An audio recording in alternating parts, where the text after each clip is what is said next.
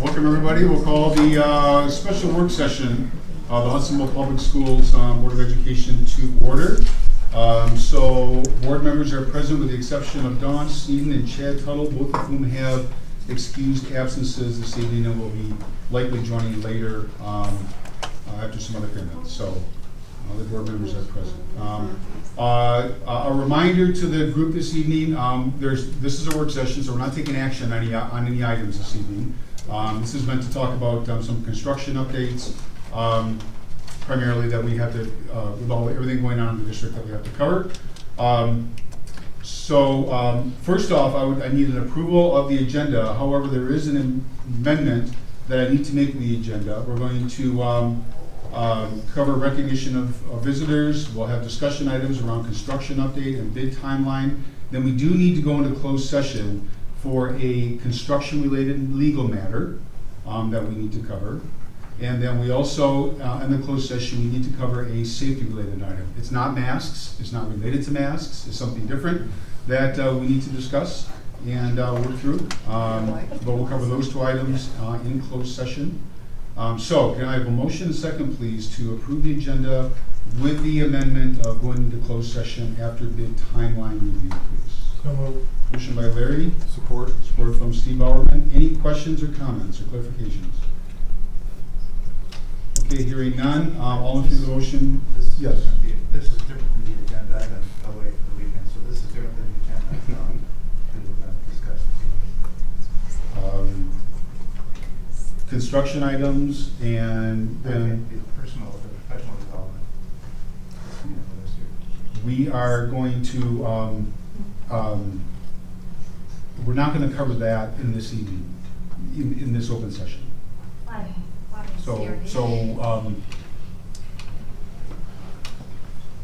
The plan was to cover a portion of that in closed session. If you, Trying to keep it from us. Nobody's trying to keep anything from anybody, folks. Okay. So there's a motion on the table to approve the agenda as mentioned. If we have a first on the motion, if we don't have a second, then we have a second. So all in favor of the motion, say yes. Yes. Opposed, no. Okay. Now, if you would like to make a further motion amendment to the motion, Mark, then we can take that.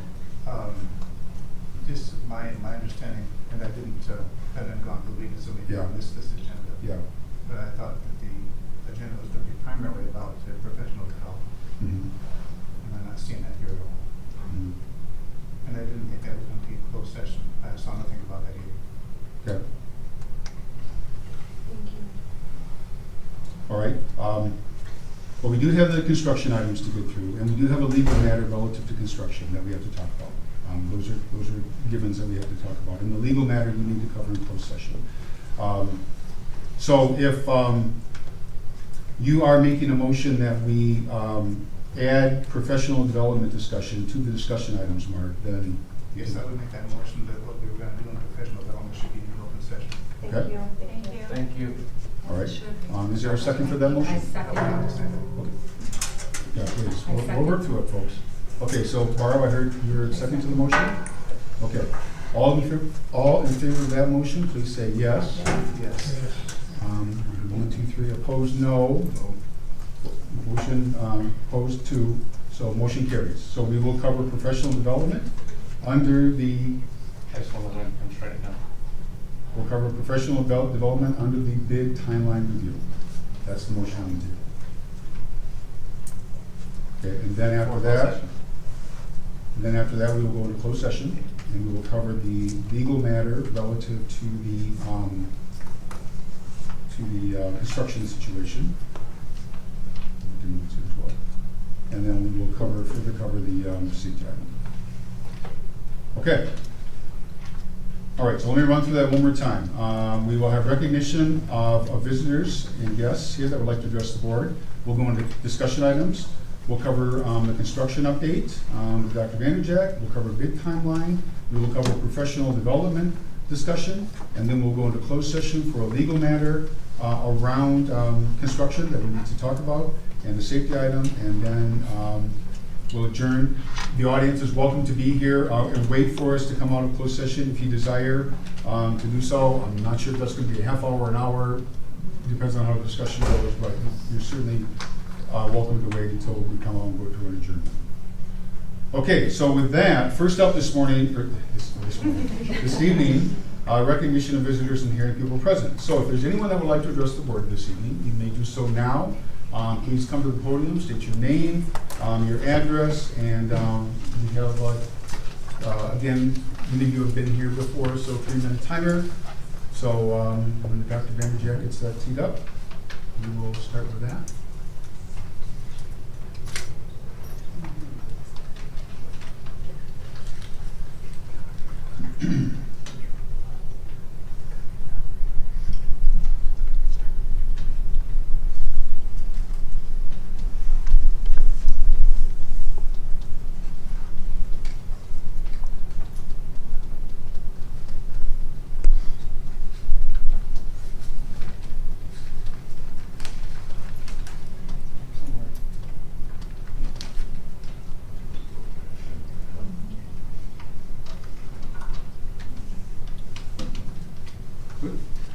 Okay, if you'd like to address the board, please raise a hand, and we'll call folks up to the podium. Come on, I worked hard to get that going.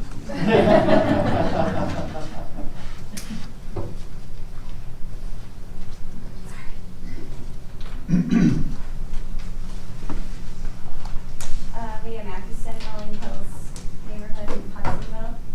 I emailed the entire board, but specifically addressed it to President Hall. A roughly 6-page letter outlining some of the issues that we've been able to discover through FOIA. And President Hall, you did not even respond to me to let me know that you received it.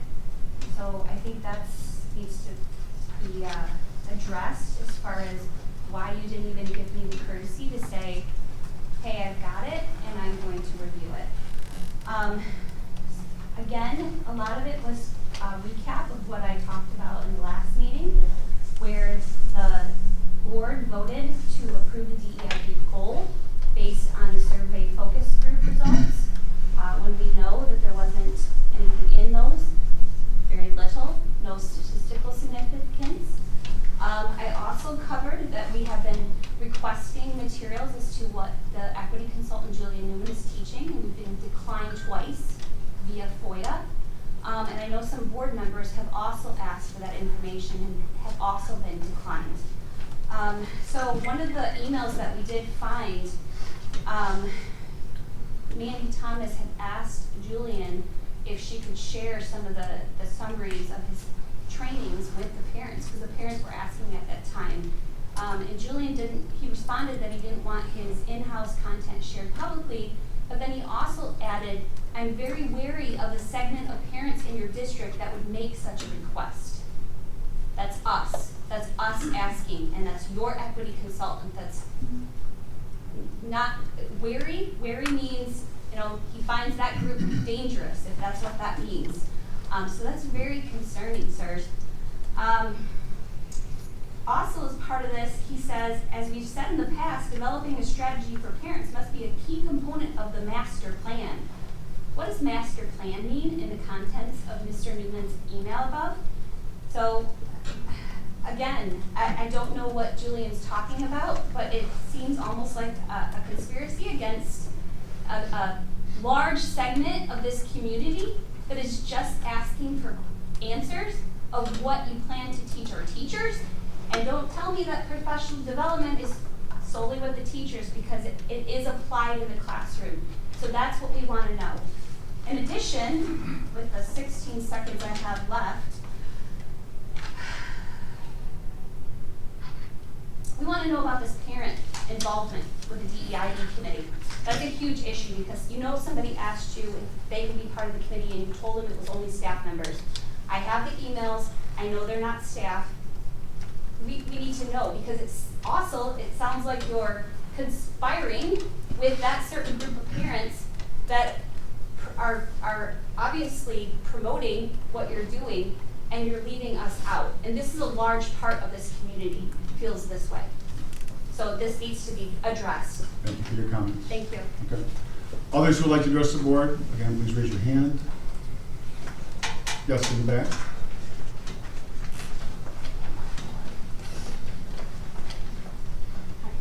Hi. My name is Kathy Galecki. I live at 3774 Sunchase Avenue in Hudsonville. I've lived here for 14 years. I'm here today to beg Dr. Vanderdacht and this board not to mandate masks this school year. I know you are under enormous pressure from the Ottawa County Health Department, and I'm asking you to trust your parents. Trust us to make the best decisions for our kids. COVID is real. It's a contagious virus that spreads and mutates and will continue to do so. Just so is the flu, RSV, norovirus, strep, etc. We know how to treat all of these viruses now. Even for our littles that aren't old enough for the vaccine yet, we know how to treat this. Kids are not dying from COVID, despite what the mainstream media wants you to believe. In fact, in our entire state of Michigan, there have only been 15 deaths of someone under the age of 19 years old. We have over 9 million people in our state. In Ottawa County, we've had 0 deaths of anyone under the age of 40 years old, and only 6 deaths of people ages 40 and 49 years old. These statistics are from Michigan.gov/coronavirus. I found them today, so they are updated. Our kids are not statistically at risk of dying from COVID. What they are at risk for is feeling isolated, depressed, and even suicidal if they are forced to be masked again this year.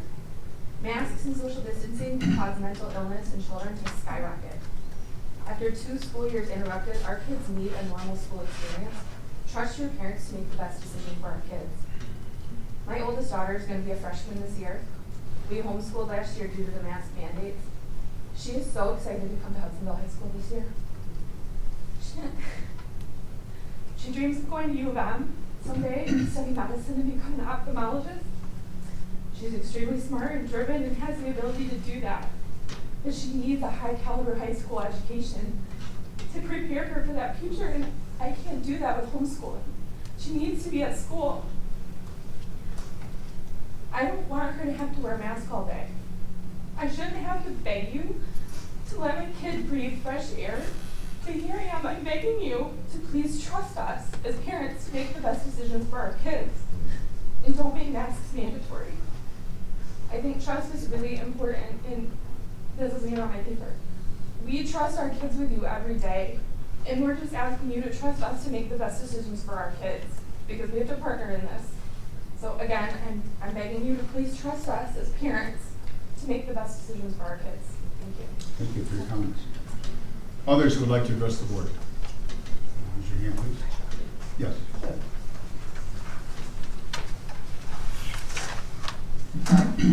Aaron Doobie, 3175 Berry. I'll know this as again. It's hard to follow such an emotional plea, but I am going to ask for you guys to follow masks because we don't. Who do we follow? Who do we listen to? Is doctors. This is a medical issue. What are the doctors? Parents have a role in that, but we have to keep in mind all children and listen to doctors. That is my ask. And thank you, because I know you guys are in a horrible situation. I know things change fast, so I had some people looking up numbers today. Just since your last board meeting, Grand Rapids Public Schools has mandated masks. Spring Lake, Forest Hills, Holland, EGR, Battle Creek, Kalamazoo, Black River and Holland, Kentwood, Saugatuck, Lakeview, someone else just tagged me in there, where is it? Grand Haven. Just since Thursday. So know that you guys are not alone. There are places all around you doing mask mandates for the schools. I would ask that you guys give serious thought to that and listen to the doctors who say clearly that this is what we should do. They should be in school. We should have mitigations like masks. Thank you again for all that you do. I feel like I could stand up here for a minute and a half and talk about how great all of you are. I think you guys would like that a lot, but I'm not sure anybody else would. So thank you again. Great. Thank you for your comments. Yes. It's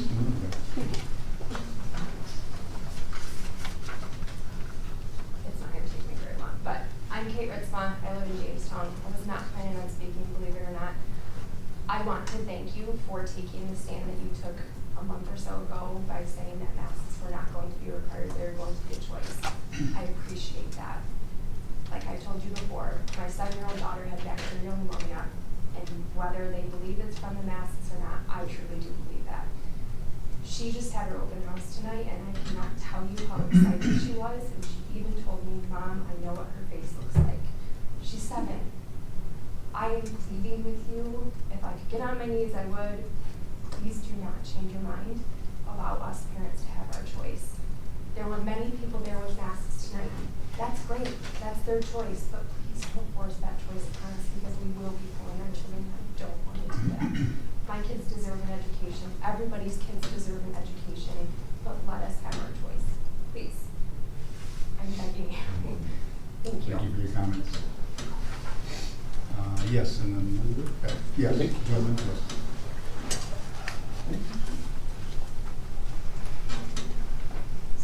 My name is Tom O'Brien. I live at 4287 Menwood Court here in Hudsonville. And I'm going to start out with the mask situation, the dilemma, if you want to call it that. I want to say thank you for standing up, okay? This gentleman in the front here mentioned how this district and this district and this district are jumping on the bandwagon. I'm a 29-year public school teacher.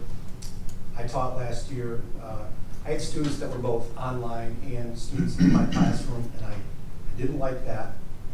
But I can tell you, I really did not like, I felt there was an element of humanity that was kind of stolen from me, and that really hindered the communication between me and students that I'd love to communicate with. And to be honest with you, I'm incredibly funny, and they didn't laugh as much last time. I think it had something to do with the facial expressions. But truly, let's not do the bandwagon thing. Let's be reflective of the community and what people want. And I understand it may not please everyone, but I can tell you, just by talking to the community and going to these meetings, I see what the community wants, and they want to make the best decisions for their children, okay? And the data is clear, and I'm not going to get into it all because I'm not an expert, but it's there. And 2 studies just came out last week that said the amount of the kids get enough oxygen, but the amount of carbon dioxide in their system really hinders their learning. It slows them down. They're lethargic. It's just not good. Mm-hmm. It does not spread in schools. You can look at the data from throughout the country. You will not see evidence of any student ever spreading it to a teacher, ever.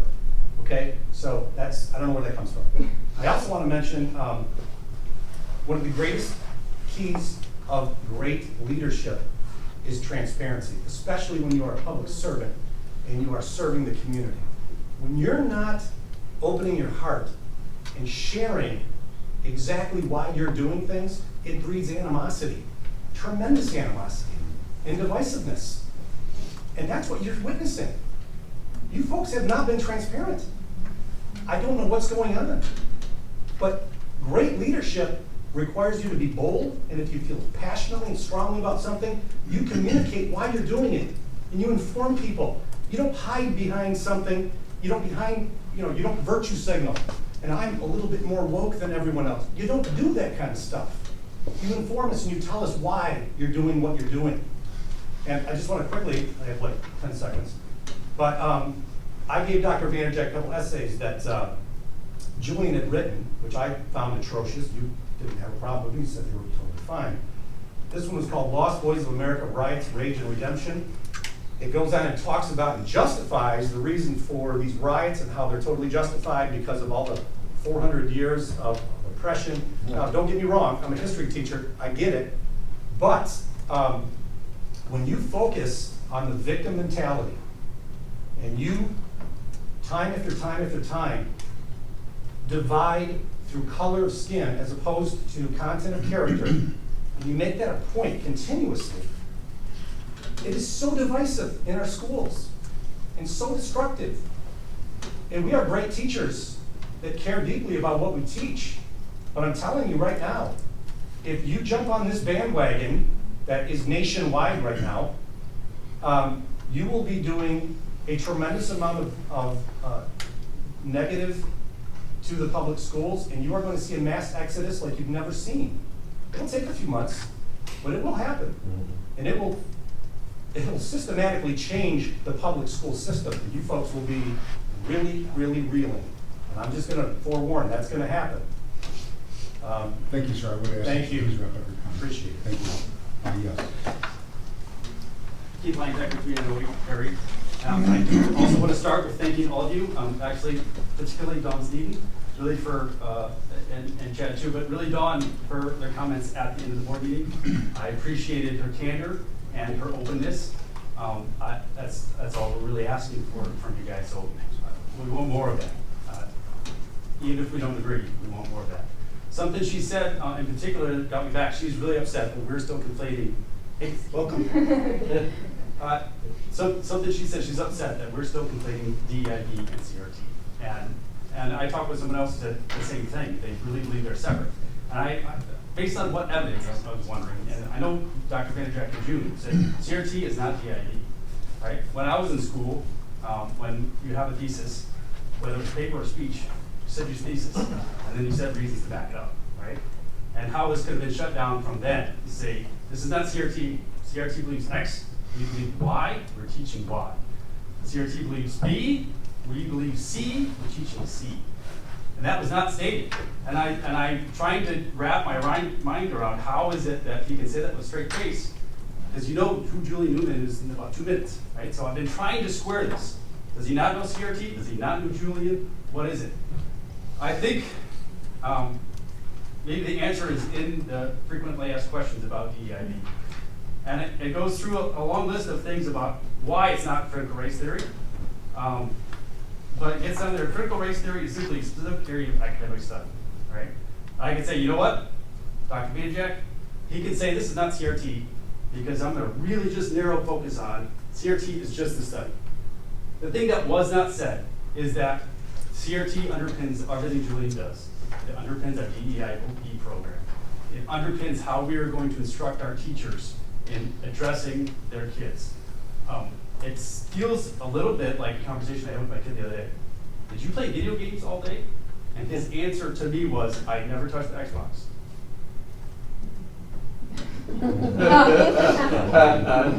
Didn't mention his computer or the tablet, right? And that feels a little like this. It talks about CRT. It doesn't say why it's not true, why it's not incorporated into this.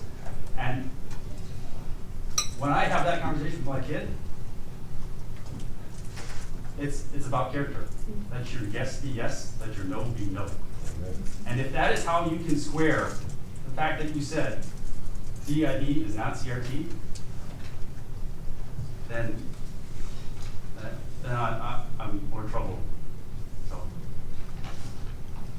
Thank you for your comments. Okay, others that would like to address the board this evening. Okay, seeing none. Sorry. Okay, go ahead. My name is Erica Bowers. I'm at 3039 Beach Crest Drive, Hudsonville. I'm sure you can't tell, but I'm pregnant. And I was at my doctor's office today, and I got into the elevator with a mom and her probably 1-year-old baby, and I had my mask on, and I was like, and nothing on the baby, nothing. And I was like, and I just like kept realizing like this baby has no idea. I just pulled my mask off, and the baby was like, and I was like, oh man, that's what our kids are missing in our classrooms from our teachers. There's so much communication, especially in the younger kids, that comes from that face to face of them seeing that like this is so different than, you know, like it's all there, and there's so much nonverbal communication that happens with those little kids, and they're missing out from that.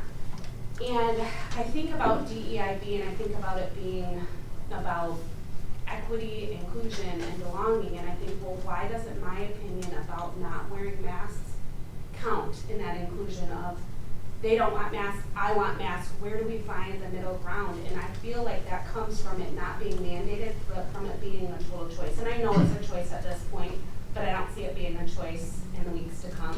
And I think that's really frustrating and hard because I want to be included in what my opinion means versus what other people's opinions mean. If you want to wear a mask, I fully support that. If that's what makes them feel comfortable, if that's what makes their children feel safe, that's what I want for them. If you want to get the vaccine, I want you to get the vaccine. If you don't want to get it, I also want your opinion to be included because I think it's just as important. And so my question for you is, how do you intend to answer those questions of where, if you're teaching all of our students K through 12 about inclusion and belonging, but then my opinion isn't part of that inclusion, where do we draw the line and how do we teach that in the classroom that all means all and we're all included and all of us matter and love is love, but we can't love our neighbors enough to say, yeah, I trust you to make the right decision. So I'm just frustrated at this point because I feel like I have a first grader at South and if he's seeing this all day, you already see the effects of it. And just being in that elevator today reminded me of that, and I just hope that you'll take that into consideration, that the parents can make good choices, and we've done it before, and we can continue to work together as a community to make the best choices for all. Great, thank you for your comments. I think I saw one more hand back there. Okay, that's the last hand, so. Won't take long. Thanks for listening. I wasn't planning on talking, but I just wanted to share a quick story. Son was at South Elementary. I'm sorry, sir, excuse me, your name? Alden. I live in Byron Center. My son goes to South Elementary, went to South, he's going to Riley Street next year. He was asked to give a speech at graduation. Very proud of him. You know, only a handful of kids were asked to do that. Well, in about 30 seconds, he had the whole audience in tears, talking about mass and, you know, and everything that they went through, you know. Everybody, I mean, my friends were turning around like, what is he saying? I'm like, I don't know, I didn't know about the speech. Didn't share. So I don't want to see all those kids. They weren't sad for my kid. Of course they were, because the little boy's up there crying, but they could just feel all the kids' pain at that time. And I don't think it's fair to them. And I came here tonight just to basically see if we were going to have mass mandates. That's the only reason I came tonight. But I know if we do a lot like a lot of other people, we're gone. I mean, like this gentleman said, it'll change public schools forever. I mean, without the kids here, you don't need teachers, you don't need lights, you don't need anything. So, it's my opinion. Figured I better stand up and say something. Thanks for everybody else who are staying up. Great, thank you, sir, for your comments. Okay. May I say something? Okay, yes.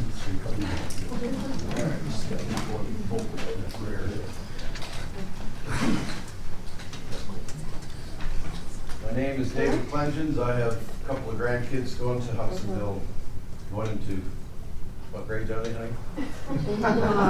8th grade? 6th? Anyways, what we have coming at us, California, New York, they're separating the white kids and the black kids, the Spanish kids in classrooms. I hope that never comes this way. We were created from God equal. In our Constitution, we're equal. Why are they bringing up this race thing? I never knew what race issues were in the 60s. I was just a kid, but I had black friends going to school, Hudsonville here, for quite a few years. It's like they're jamming this stuff down our children. Like, it's crazy, this racism thing. Anyways, just pay attention on the news. New York, California, all this crap, is coming this way. So parents, thank you for being here. I'm a grandparent. I love my grandkids. Stay strong. Pray for them. That's another issue I have. We can't pray in a public school. It's just crazy. And they're taking away Father's Day, Mother's Day, free speech, the true history of America, how to manage money, how to start your own business. Whatever happened to, we used to have welder classes here in high school.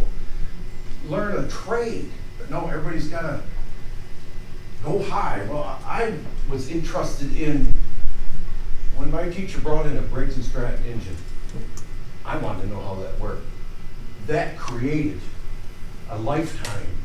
I turned a diesel tech, and I taught young men as I am today, 40 years into this thing, and I just from that little engine, that one teacher, it got me, it caught me. And to catch somebody's ability from being a nurse or a doctor, we need to keep auto shops, the plumbers. I mean, there's a huge trade out there that needs to be filled. Truck driving. It's just amazing. But thank you for what you do. But please listen to mom and dads, and grandmas. Don't be this arrogant person and just like on the school board. No, let's work together. We had in Jenison this all lives Black Matter stuff. 6 of us showed up.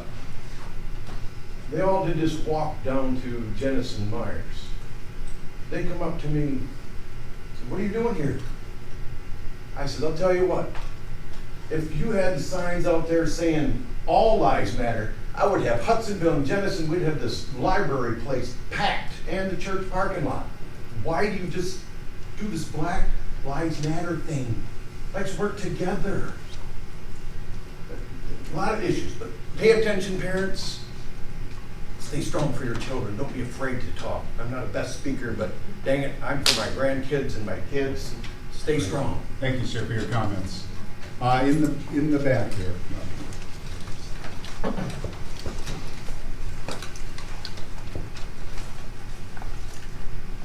I was also not planning on speaking again, but after last month's meeting with Denise Torres, I don't know. I'm sorry, your name? Heather Talisma. I was a former employee. I live in Hudsonville. Thank you. Denise got up here and gave her testimony about her kids. I worked with Denise. I was so upset when I heard what her kids went through. I immediately started texting her and I'm like, "Denise, this is not okay. It is not okay that your kids went through this. Where is the consequences?" I've worked at the public school for 12 years, and I've seen the lack of respect be thrown out the window. It is not a racial issue. It is a lack of respect issue. I've had kids that I've had to call out for a consequence. 1 African American and 4 white kids. The African American says to me, "You can't make me do that because I'm Black." That's where the problem is. And I know we have this whole PBIS initiative out there. And I actually walked with Denise on Monday. Her and I walked around Georgetown and Baldwin, praying, talking about like both of us are not that far apart. We both want kids to be accountable. We want everyone to feel accepted. Nobody should go through what her kids have gone through, nor should any other kid go through any other sort of bullying. And I'm like, she said that this kid who was calling her kids this name, the punishment was that they were suspended 2 times. And we were talking about that, and we're like, I mean, the kid sat home to play video games for 2 days. Obviously, his parents are not involved because his parents probably would have done something about it. When we were talking, we're like, okay, I know she's a parent on whatever board there is about all this stuff. I'm not even sure what it's even called anymore, but I just said, why can't we have these resources in place now with all of our PBIS coaches. If these matters happen, do not send them to suspension. Send them in school suspension with a PBIS coach to teach them because they're missing this out at home. That's my only suggestion. I'm sorry. Thanks. Thank you for your comments. I think I saw one. Yes, right in front.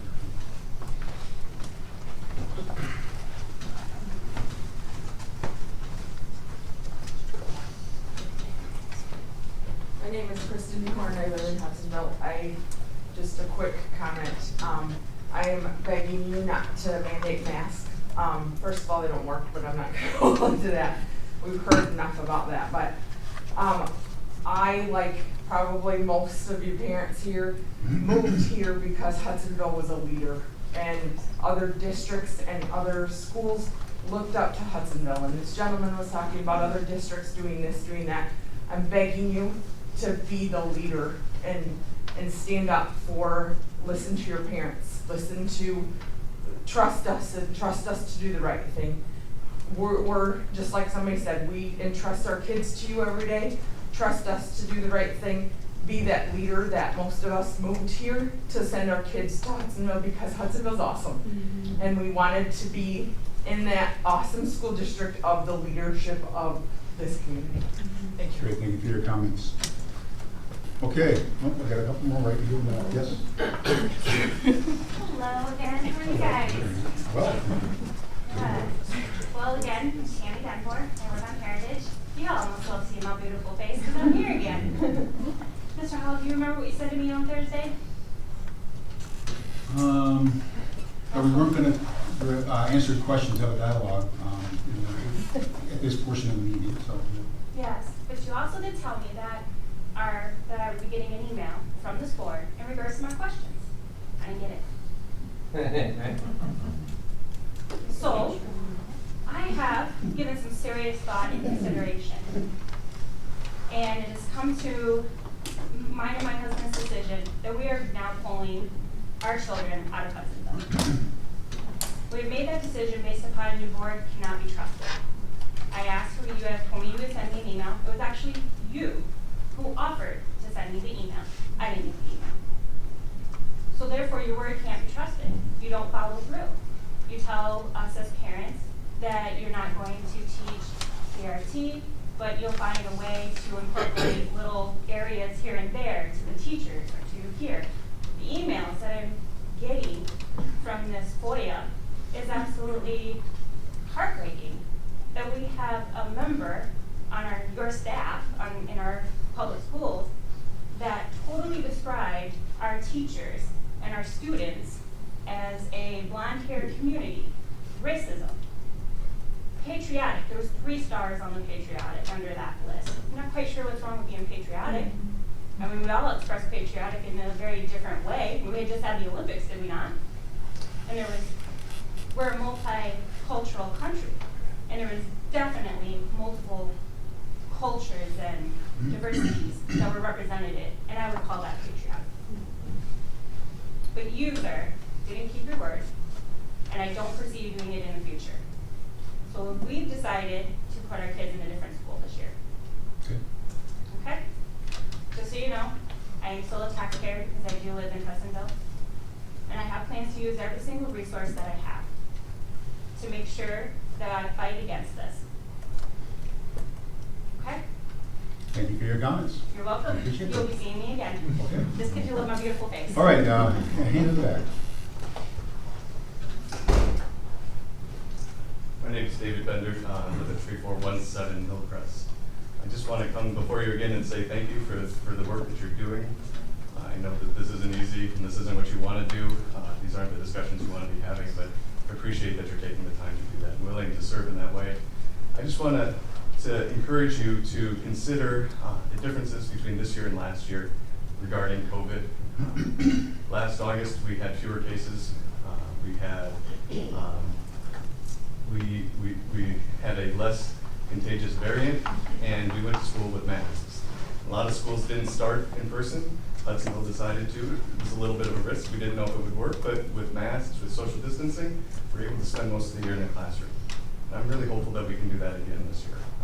I know my wife and I both work, and it's hard. When kids go virtual, got to start to scramble and make that work. So why is it different this year? Why do we not want to do the best that we can to keep ourselves in school? So I just ask that as we go throughout the year, you pay attention and make that decision quickly. If we have to start to wear masks, then let's do that so that we can stay in school. Because I think, I agree with many parents here, that the kids being in school, being with their friends, is the most important part. That aspect of it, when they were home 2 years ago and they got sent home, watching my daughter have to deal with missing her friends and all of that, that was really difficult. So I'm glad that we made it through the year last year, all year in school, except it was a couple of weeks, and I'm hopeful we can do it again. I appreciate that you'll take the time and the concern to make the right decisions. Thank you. Great, thank you for your comments. Okay, one more over here. Yes.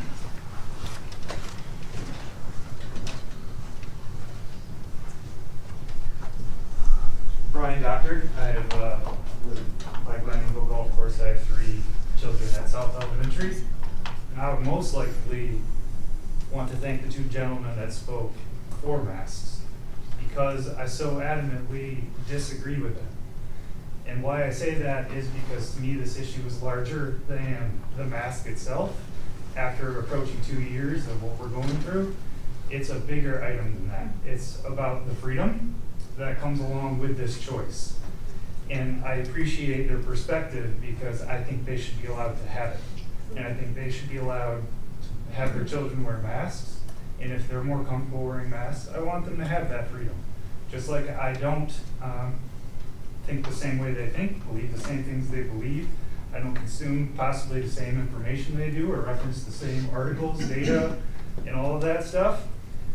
It's a very nuanced issue, and I don't envy you for having to make your decision through it. But at this point in the almost 2-year battle against this, freedom and the choice individually on how to navigate this is the important thing. And I so respect the decision you made 3 weeks ago and the perspective you brought to that. And we brought our kids here to Hudsonville because, like many other people have said, it is a leader. And we thought it was a great school district, and we moved from Grand Rapids here in order to have our kids attend. And as that continues, we have been proud. We have, I've appreciated the transparency. I actually have it. I could not believe the first time I sent an email to Dr. Vanderjack as a nobody, and he responded within 8 hours to it. And so I don't have negative things to say to you. I'm not critical of you because I don't envy you, but I'm here asking for that freedom of choice because they should have it just like I should have it. And I appreciate the stance you have, and I hope you have the courage to go forward and not go into the minutia of the mask conversation, but stay high enough to allow that freedom of choice to exist. Thank you. Great, thank you for your comments. Okay. All right, I don't see any other hands up this evening, so we will move forward to our discussion items. First up, we have a construction update. Dr. Vanderjack, will you lead us through this? Absolutely.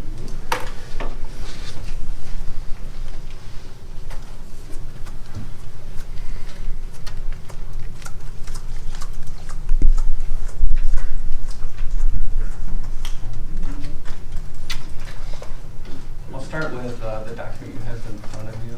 We'll walk through what that looks like. I want to give you an update kind of where we are with the, normally this time of year, we like to have conversations, get input from the board regarding the impact that construction is going to have on opening the school. We didn't have to have this conversation last spring because we were already closed down and so forth. And we didn't have a ton of construction. Most of the construction that took place last summer was a bit early. The Forest Grove parking lot, for example, we didn't have to scramble when we got to the end of August. I'm going to tell you right now we're scrambling as we get to the next Monday.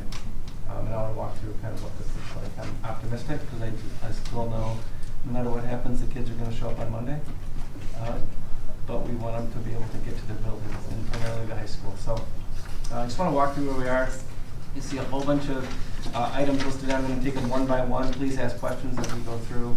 With all due respect, I'm talking to the board when I say ask questions, but that's fine. You're obviously welcome to listen to the conversation. The tennis courts, if you've driven by them today, they started to put the bricks up on the tennis court. We had an Eagle invite this past Monday, so we had to make some adjustments to the entrance of the tennis building. You cannot enter the main entrance, and quite frankly, to the northeast side, there was a gate that they were using to enter tennis. However, we had to run the water line through there, and which closed that entrance also. So I'm going to say they punted, even though it was tennis, and they made it work. The invite went well on Monday. So they've cleaned up the parking lot. It's in better shape. There is still some laydown areas where they bring all the equipment in that they need, brick and so forth.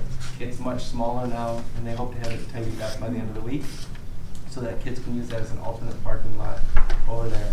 The fencing has been straightened up. The northeast entrance is now back in place.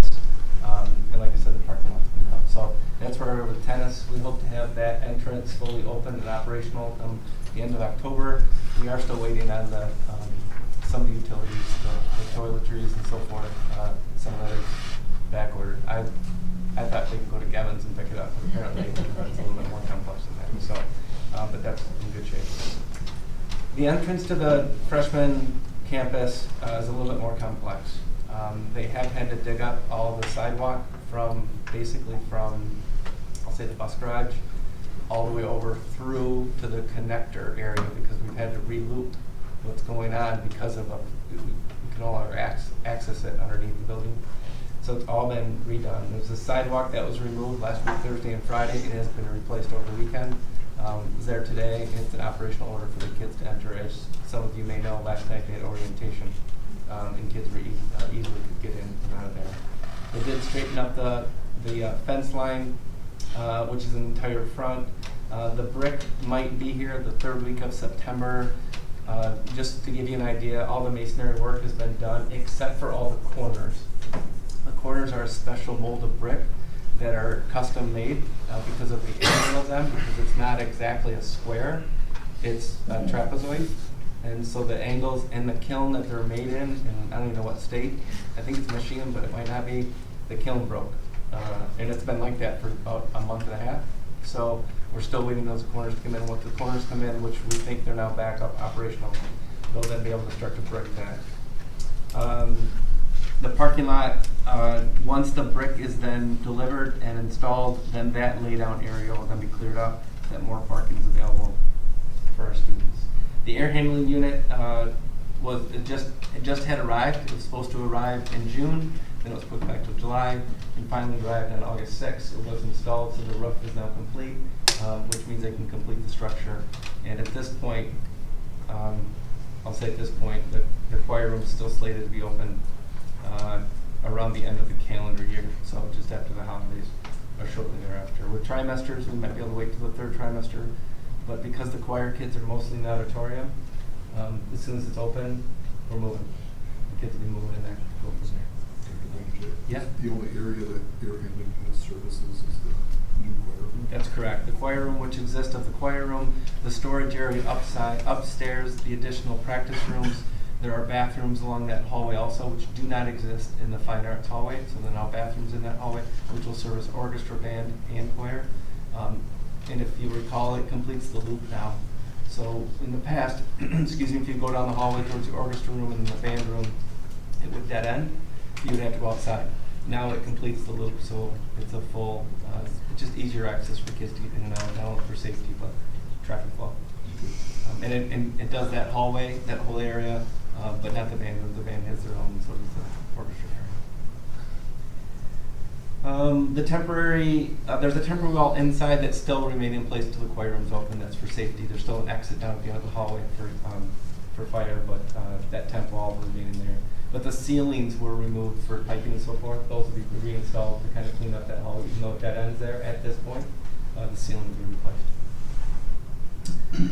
Any questions about wire?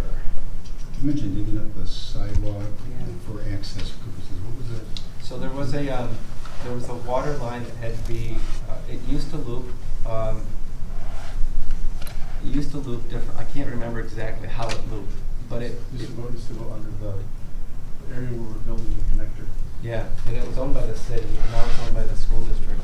But we had to connect our own loop for water because there's, quite frankly, I think there are 3 fire hydrants in the back of the building that we have to service. It doesn't service the housing back there or anything, but the fire hydrants back there, so we still have to service them. So we had to redo the whole water line to get there for fire. I just get maybe a little bit more of a broad question, but there's obviously a lot of work going on while school is also going on. Yeah. And how do we minimize the disruption both ways and keep kids safe while all of this is happening? And sometimes school gets out and you've got curious kids. Sure. Can I answer that at the end? Sure. Only because they're all different, right? From the choir to the connector to the field house. So that's a great question, but I guess I could do it now. I'm just trying to, don't want to get ahead of myself here. So at the choir room, for example, everything's blocked off and marked. Obviously they have the fencing, and that's not a very populous area with kids going in and out. They get picked up there. It's not a high traffic area for parking. It's mostly visitor parking and then parent pick up and drop off. So kids usually aren't wandering. The bigger concern we have is the connector between the two, and then the field house area, which obviously is fenced off, but they're curious kids. Most of the construction, the nice thing about the field house is it's all exterior, so there's not a lot of, I would say, interaction during the school day. And I'm not gonna, I've never worked construction, but I can tell you that sometimes you'll have to have comments with construction crews regarding behaviors on site, loud music, sometimes language that we wouldn't condone in a school. Maybe some that, and I'm not saying that it's okay or not, but some might think it's okay to smoke on that property, because other house construction, maybe they do. It's not, we still don't allow it. So our construction managers do a really nice job of monitoring that. And there are times where they work nights and weekends because of what they're doing. I'll give you an example. There's a wall that's in the freshman campus now that used to be the wall that you would walk out to go to the main campus right by the bridge. It used to be a glass wall and an airlock. You'd see it, you could see all the way to the main campus. Well, that's now all,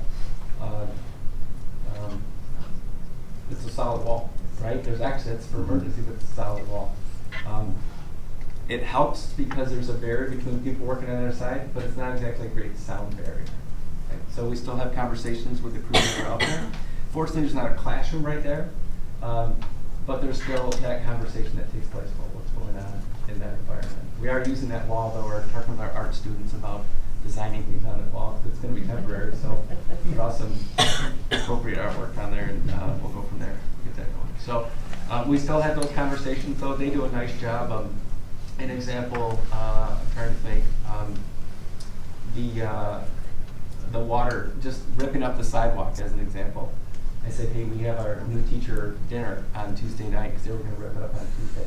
They said, no problem, we'll do it Thursday night. It'll be closed on Friday. We'll come in this weekend, we'll repave it. It's good to go through it. They do a nice job working around our schedule. I hope that helps a little bit. But it is continued conversations. We meet, I meet every other week with the site manager, and sometimes it's every week, but Mr. Beal, myself, Mr. Petrolia, head of security, we meet with them to talk about what do we need to communicate with our staff, what do we need to communicate with our students. And do we have like an on-site liaison during the day? Is it the principal or security or? It's really Jeff Weber, who's on site from an OAK standpoint, constantly on site. He's a team of 3, and they talk regularly, whether it be with Mr. Petrolia, Mr. Beal. If they call me, it's a little bit extreme, but they have, and then we've got whatever we need to do. If we have to modify things, we'll modify things. Security camera system, or are they relying on ours as far as their equipment? Yeah, I don't know. That's a good question. I know it's locked up, big equipment. I've not driven some of the big machines around there. It looks fun, but I don't know. Okay. I've not. We've talked a little about the laydown areas. You know, I've heard of other establishments that might have things that, whether it's copper or the price of steel is skyrocketing. So what does that look like? And I don't think people are going to steal the big beams that go across. I don't know. I'm assuming they have a system in place for that. It's not our, I'm going to say our responsibility. Our team is not responsible for checking it. Keep an eye on it at night. We obviously have a lot of people that care about what's going on. It is a pretty broad area out there. People see it. But, yeah. Good question. We did not point cameras on there. There's not. I know. The connector side, the north side. So the north side, I would say, is really where the kids would normally leave the freshman campus. That's what we call the north side. You went there last year, but when the kids travel, again, we have about 600 to 700 kids that travel every hour between buildings. And the grass doesn't survive more than a couple days when they do that. So the fencing just adjusted a little bit, so they take the side walking around. I was talking to my son about it. He didn't even know the difference. He's like, I don't know, I just went outside, felt the crowd, and we got quiet. So I'm like, okay. So they've made some of those. They've cleaned the parking lot a little bit. Sidewalks have been swept to get ready for the kids. And so that's in good shape. It is a little bit different leaving this year. Last year, the kids could easily come down the main staircase at the freshman campus and work their way out, and then to the main campus. However, this year the main stairwell is closed. So there's 2 stairwells right down the science wing by closer to, I'll say, Mr. Bolhez's room down that hallway. It would be the far east side of the building. There's 2 staircases, they can come down there. There's also the staircase by the auditorium they can come down. And then there are 2 staircases on the, in the west hallway, not to mention the 2 staircases at the end of the hallway. So kids are like water when it comes to a building. They find the area that they can work their way out, they work their way out, and then they go. It'll take them a day to figure it out. We have not adjusted travel times between buildings. If we need to, we will. We don't have a bell schedule, they don't follow bells. At least bells don't ring, they follow a schedule. But at this point, we don't think we need to make adjustments, but we'll make adjustments as needed based on the population. Do we feel we're gonna need to limit student parking? Or are we gonna be okay? Don't bring that up tonight. Yeah, I have a junior that I told him, I don't know if he's gonna be able to drive to school, and he didn't like that. Right now, we're obviously allowing kids to buy parking passes based on the volume we have. The one advantage we do have going for us, traditionally, our parking population is the smallest when school starts, because our sophomores don't all have licenses. Every week, 5 to 10 more kids get a license. So it gradually grows. We're hoping by the time we get October, when that gets a little bit larger, the laydown areas have been cleaned up, so there's more places for people to park. It will not be fixed until the fall of '23, when that entire north and, the entire south end of the field house is all parking. There's a lot of parking there, there's a lot of kids. Sure. So at this point, we are not limiting parking. And I hope we don't have to. Of course, my kid said, just limit it to juniors and seniors. And next year, limit it to seniors. The connector, on the other side of the connector where our bus loop is, the bus loop is obviously closed down. That's where the laydown areas for all the steel and equipment to the connector. It has moved into the teacher parking a little bit, but they're moving everything back to allow that bus loop to continue through the staff parking lot. It's going to be a little bit, it's a little bit congested back there, but it's no different than what we had last spring. If you remember, we shut that down and did the laydown area at spring break, so it's the same experience we had from spring break to the rest of the year back in. The cafeteria. Last year, when we shut down the bridge, kids could still walk on the west side of the high school by the current gym. That is now all completely closed. The entrance to the gym at the field house, the current gym, is completely shut down. In fact, the door to the gym is outside. So if you're in the gym and you were to, sometimes you used to walk in that entrance off the bridge, and the gym entrance is to your right. That door's still there, but it's an exterior door right now. So it's all wide open over there. I was commenting to, I think it was Mr. Joy, Mr. Beal, I'm like, that Eagle sign, is that new? And they said, no, that's the inside of the building because it's all been removed. So the kids can no longer walk from what I would say the choir room, the current choir room, outside to the blue bridge and across. They all have to go through the building. So Four Corners, when it was busy before, it's going to be pretty busy. So the kids will navigate. So that's under construction going well.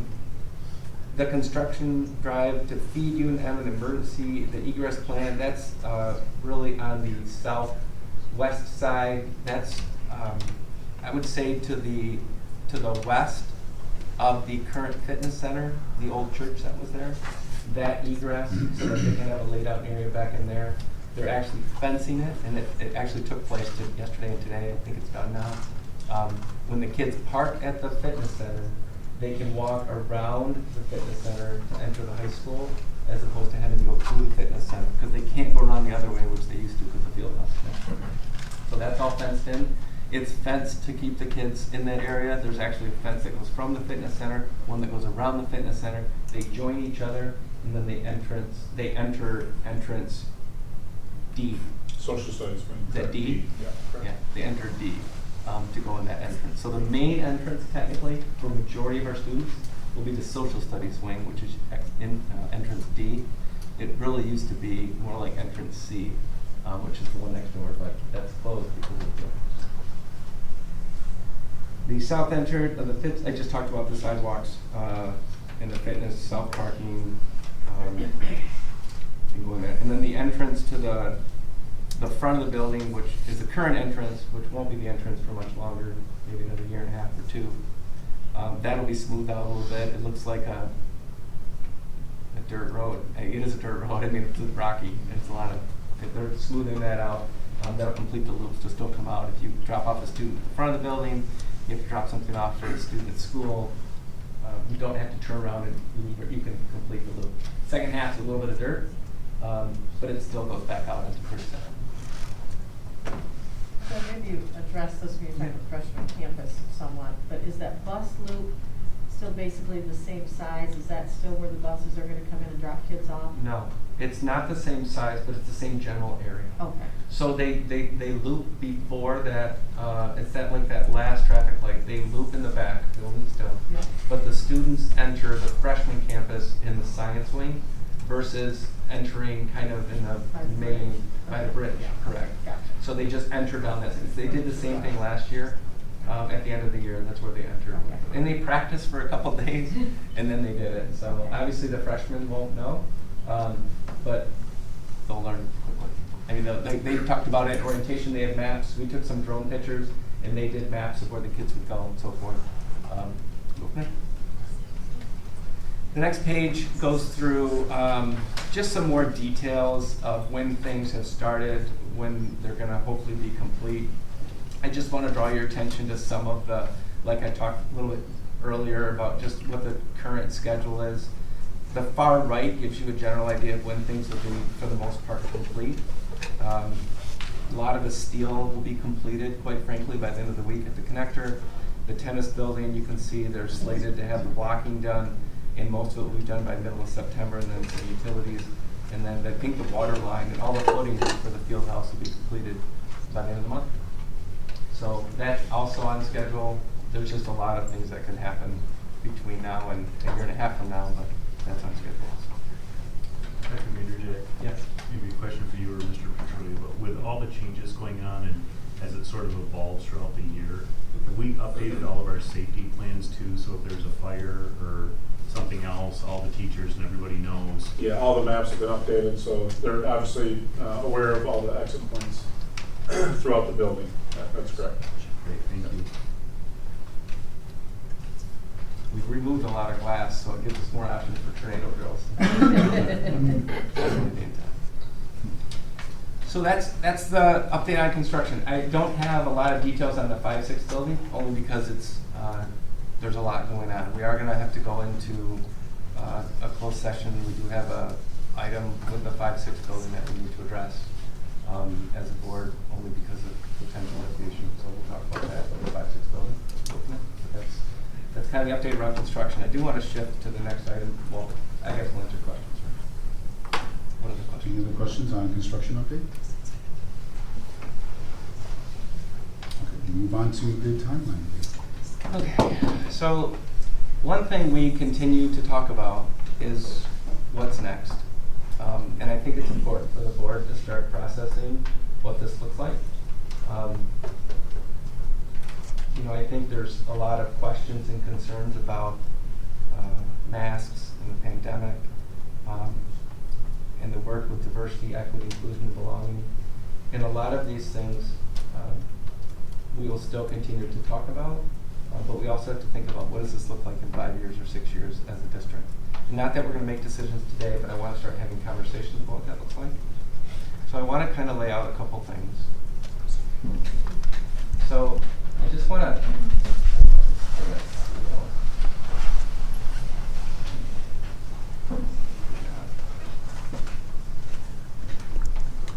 can you see it okay down there, bud? Okay. So the current bond that we have right now, pretty much the work is all slated to be done, about $100 million, as we talked about tonight or other nights. The rest of it, the two major projects that take place are Park Elementary and Bauer Elementary.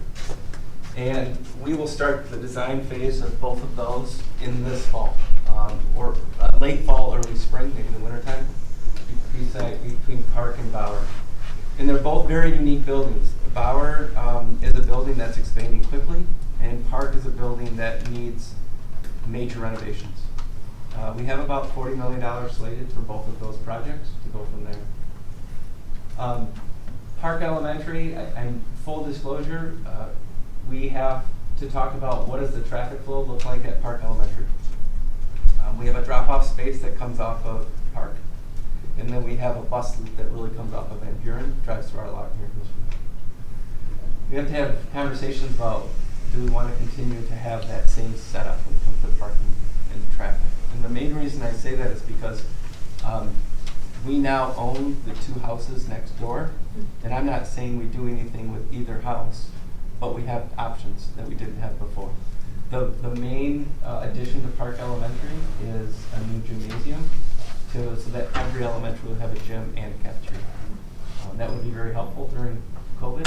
Full transparency, you can separate more kids and do things differently. We don't have a gym at Park, they have a cafeteria / gym, as Larry's son knows all too well. Right? Can't clean it up every day, go back and forth. So we also have that entire middle corridor of classrooms are substantially smaller. They're about 700 square feet. The traditional classroom is about 820 to 900. So they're quite a bit smaller. It's a slanted roof, which makes it look even smaller when you're in there. I get it, they're elementary school kids, but we want to make the building in the sizes from there. So we have to have conversations about what Park Elementary looks like moving forward. So that's a deeper discussion that we'll have with the board as we navigate the expansion with the gym at Park. And that's going to be a major project because we can't just close the building down for 16 months. We have to shut down half of the hallway, do some work, and the other half of the hallway do some work. We do have one a little bit of an advantage. We have 2 portables at Georgetown Elementary. We have 2 portables at Bauer Elementary, and potentially we can move the portables to Park during the construction phase to get it done and go from there to make sure it's done. Are all of those portables being used this year? Yeah. I mean, not to Monday, but yes. We didn't need to last year. We had a group that wasn't, we didn't have to, but as of yesterday, they were all being used. So, Sure. Yeah. Bauer Elementary is a little bit of a different situation. The classroom status is in pretty good shape. The size-wise, it does need a gym. We have to have a gym on the Bauer. But Bauer is an area that's growing quickly from a population standpoint. If you recall where Bauer is located, Hudsonville actually goes about a mile farther west, past on the west side of 48th, which is Blendon Township. It also goes a couple miles north of Bauer, which is into the Grand Valley campus. Not that a lot of Grand Valley students have kids that go to Bauer, but there's a lot of, it could grow. Right? And if it grows, the population of Bauer actually is increasing quite a bit going from there. So we might have to have deeper conversations about Bauer and actually adding classrooms to Bauer Elementary. There is conversations about, do we add classrooms along the north end of the building and actually relocate the playground interior so it's not along the gate, another safety thing we talked about. So we'll have to have deeper conversations about what that looks like. And the reason why I say that is because if you remember when we went for bid on these construction projects, we had about $99 million that we were going to bid on all these projects. Through the bid process, it came in under bid by about $6 million. And there was also, because of some of the contingency, there could be up to $11 million of opportunity to do some of these things that might not fit. Now, we don't know what the bid environment's going to look like for Park and for Bauer. We've saved $6 million on the last bid project. It could cost us $8 million more to do Park and to Bauer. But if we get to that point where we have some options, we'll have to have some discussions about what that looks like. So we listed some other possible conversations that the board could have regarding some of the opportunity. If we have, let's just say, for example, we get done with everything the way we wanted it to look, size-wise, building-wise, and so forth. And we still have $10 million left, right? So what are some options we can do? We can look at some of these things and go from there. That should say expand, not expand. I don't know what that means. Explain. Expand. There's a D that's missing. I'd tell you it's on my computer, but it's not. I'm sorry. Question on Bauer, only because it's been a while since I've actually been in that building, but on the south side, at one point in time, we expanded there. Do we have no more hallway, one way or another, to expand on that side? Sure, we don't. On the south side, we do not, because we're limited because there's the creek there. That's actually the creek that's the lowest lying area, I think, pretty much in our entire district. And in order to have most of that, well, I talked about a mile west of Bauer and a couple miles north, in order for a lot of that to develop at a faster rate, somebody's gonna have to invest a lot of money to put a lift station right there. A lot of money. And until somebody invests in that, it's not gonna build as fast, because most of it's gonna be septic and well. But once it does, that could happen. So on the south side, there's no room for expansion. On the east side, we could go put our ways. It goes right in, I mean, there's a tree line way back there, but there's obviously there's a dirt track out there, there's a little softball or a diamond out there. We talked about expanding on the interior, but that's where the well, I'm drawing a blank. The drain field's right in the interior, so that would be quite an investment going from there. I think our best bet is to expand on the north. I'm gonna say northeast, only because we think it should curve in. It's less traffic for, if you're a fifth grader going to gym class, you don't have to walk, the entire building to get there, trying to have it accessible to different grade levels. We wanted to put it in the middle, because, everybody uses the gym, everybody uses the cafeteria, not everybody uses a fifth grade classroom. We're trying to figure out what's the best feasible location for it. And we have a traffic flow. I mean, it's hard to design the traffic for open house, parent-teacher conferences, Christmas parties, right? It's easy to design it for a traditional afternoon, maybe not parent pick-up and drop-off, but design afternoon. So a lot of design work that we'll have to do regarding Bauer and Park. Without the lift station, doesn't our infrastructure issues to support septic systems? For expansion, Yeah. I think we'll have some challenges that we'll have to navigate because of the capacity. We think the capacity is okay to expand. It just depends on how much we expand. So, and not to say that we don't have to look at another elementary school over there, but we'll talk about that in just a minute. So the other things that we are possible ideas, we've kind of batted around the idea of a large group instruction room at the high school that could be used maybe more of a community center, or I'm just going to say this, maybe it's not, the timing's not right, but maybe if you have a board meeting that's very busy, you can have it in a bigger venue, right, and not have to worry about construction going on or who's using what venues, and have a large group instruction area, maybe located currently where I'll say the school store is, which is across the old pool. It's, you have a parking area there that can be used. It can be more, it's right off of 32nd, and you have options to go from there. That was one thing we just kind of thought, keep in mind the school store will be moving. Once the field house is done, it's moving into the field house. So that area will be vacated. Went from there. We did talk a little bit about expanding Bauer. I'm sorry about the theme there. Park elementary traffic, I talked a little bit about that. And then there's always the question about the expansion of technology and what that looks like as we move forward. We think we're in good shape and going from there. Questions about our current bond? Pat, am I missing any major projects that are out there? I know we have some odds and ends when it comes to the windows at Jamestown Upper. We have some water work that we're doing at South.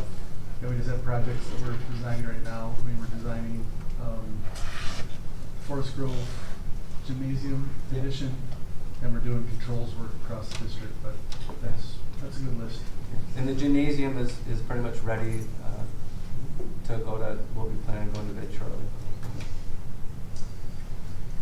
So then the question is, what's next? And this doesn't matter. I put down the date 2025, 2026. It could be 2036. It could be 2024. I don't know. Just kind of throwing ideas out. We continue to monitor our enrollment numbers. Stanford and Associates continues to do evaluations on where our numbers are based on birth rates, based on where the expansions are within our district. We're still a fast-growing district. I think the latest census had Georgetown Township was one of the fastest-growing townships. We know, and the interesting part is people usually talk about Jamestown Township, but Georgetown actually was growing faster because they just did. But Jamestown, as you know, we have that that subdivision on it's kitty corner from Jamestown Lower that has several hundred houses that are going in a 10-year project. We'll have to have conversations what that looks like. If you ask students what's the #1 priority, they want air conditioning in all the buildings. So I tee that up as maybe a conversation that we have. By that time, we'll have system controls in the district, which obviously is a major undertaking, which is part of what you need to do before we put air conditioning on the building. That might be a conversation to have. Question is, do we add a new 5-6 building to the south? Our intent was to try to mirror the north and the south. We designed a building to do that on the south end. We have the property not only between Jamestown Upper and Lower, but we also have property to the west side of Jamestown Lower.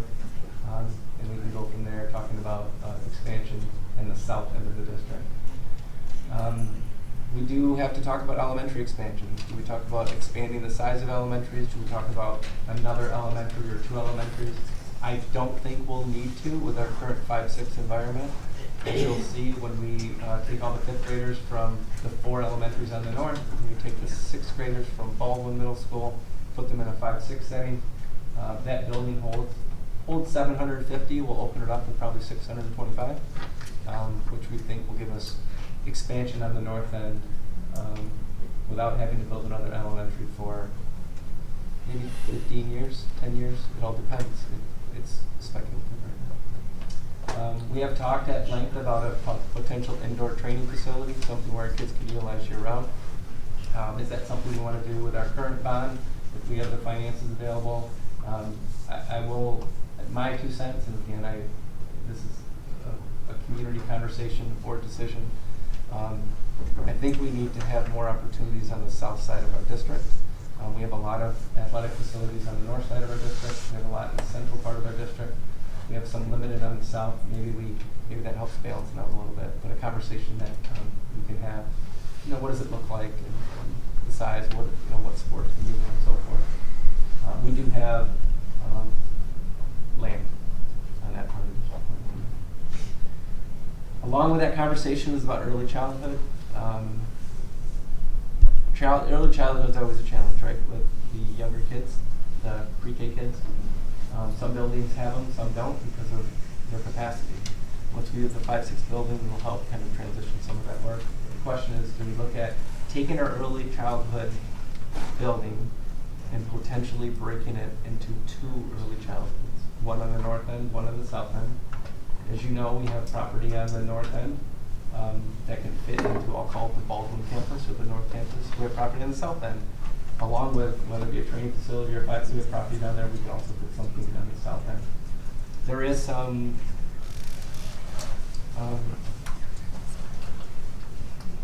it is, I don't know about nice, it's maybe convenient if you have kids all in the south end of the district from pre-K through 8th grade, and then they go to high school. And they do the same thing on the north, and then they all come together. So just a conversation, I think, as a board, we need to have about what that looks like. If that were the case, the question is, do you then take the current childhood center, early childhood, and do you reallocate that? Once again, how many is that? Larry, 5 times it's been reallocated to something different? Do we bring it back to a high school, right? Do we have some kind of a satellite high school campus? Maybe a language building, maybe a science and engineering building, a lot of different options we go from there. And then once again, in the future, we'll have to talk about technology. Our one-to-one initiative, we've talked a lot about that. We fully feel we can sustain that for several years to come, but we want to incorporate that. So just threw some ideas out there because I think it's important to kind of have those conversations. We talked about the current bond issue that we're in. We started talking about this over 3 years ago. And look where we are. And before you know it, it's 3 years from now, and we have to start thinking about what that is. So what questions might you have? And again, these are just ideas, but it's good to think about and talk about. If you had to do a little circle diagram, where would the ECC fit as far as being in the middle or north or south of the total district? I'm just kind of curious. When I'm the current ECC? Yeah, like if you went to the furthest point north and the furthest point south, is it significantly different? I think it's pretty much in the middle. Okay. Well, I think one thing we have unique about our district is that our high school is in the middle of the district. It might be a little bit farther north, because it's across the tracks. I don't know if the tracks are in the middle. I don't know if I should know that or not. We don't have a, you know, we have 80 square miles, I'm not sure. Probably closer to the east side, I'm guessing. I would say it's on the east side. Yeah, probably east is closer to 32nd. And especially on the north side of the district, where 32nd doesn't go. There's not a lot on that side before it hits Janison. Yeah, it would just be interesting as we're going through these conversations to sort of see where that fits in the circle of the district. Yeah. That's a good question. Other questions? Just that, the comment about the elementaries, I mean, at some point that'll be a big decision if we can get away with expanding the existing elementary district, that we would need to consider where an additional elementary would go. And I know from a land perspective and watching where the growth is, at some point we would just need to model, if we had to add another one, where would that potentially be, and how do we get our, start to target land in a 5-10-year plan, where do we do that? We've talked about several options. The challenge is right now, you're like, okay, who's gonna put in water and sewer like they did? Right. I mean, you put sewer south of Riley, that's a game changer, right? And then it's, you know, to some degree, it's like whoever develops that, we would love to be in conversations regarding the elementary, because not only is that good for the developer, but it's also good for us to have a location. And I don't know. I don't know how, you know, what, I mean, it could be 50 years from now before we have conversations about what that looks like. But I also don't know, as people, their kids graduate, do they leave or do they stay? And if they don't, if houses don't turn over, then our population could stay. You know, we're at 7,100. We're projected to be closer to 7,600 in probably 5 or 6 years. We could top out at 8,000. And then I think the conversation, we won't have to really think about it too much. I can tell you that, you know, some districts, they overbuild and then they have to shut buildings down because they can't fill them up. It's a good question. But we always continue to look for land, but we want to, you know, want to be smart about it. Good question.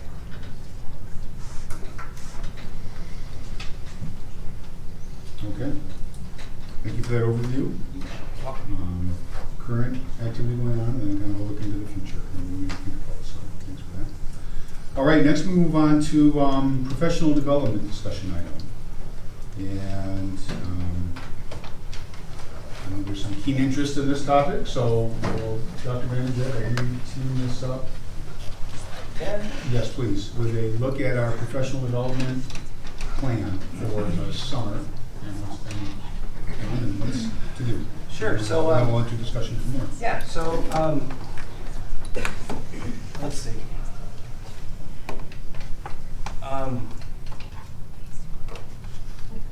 We have a lot of professional development planned for this fall.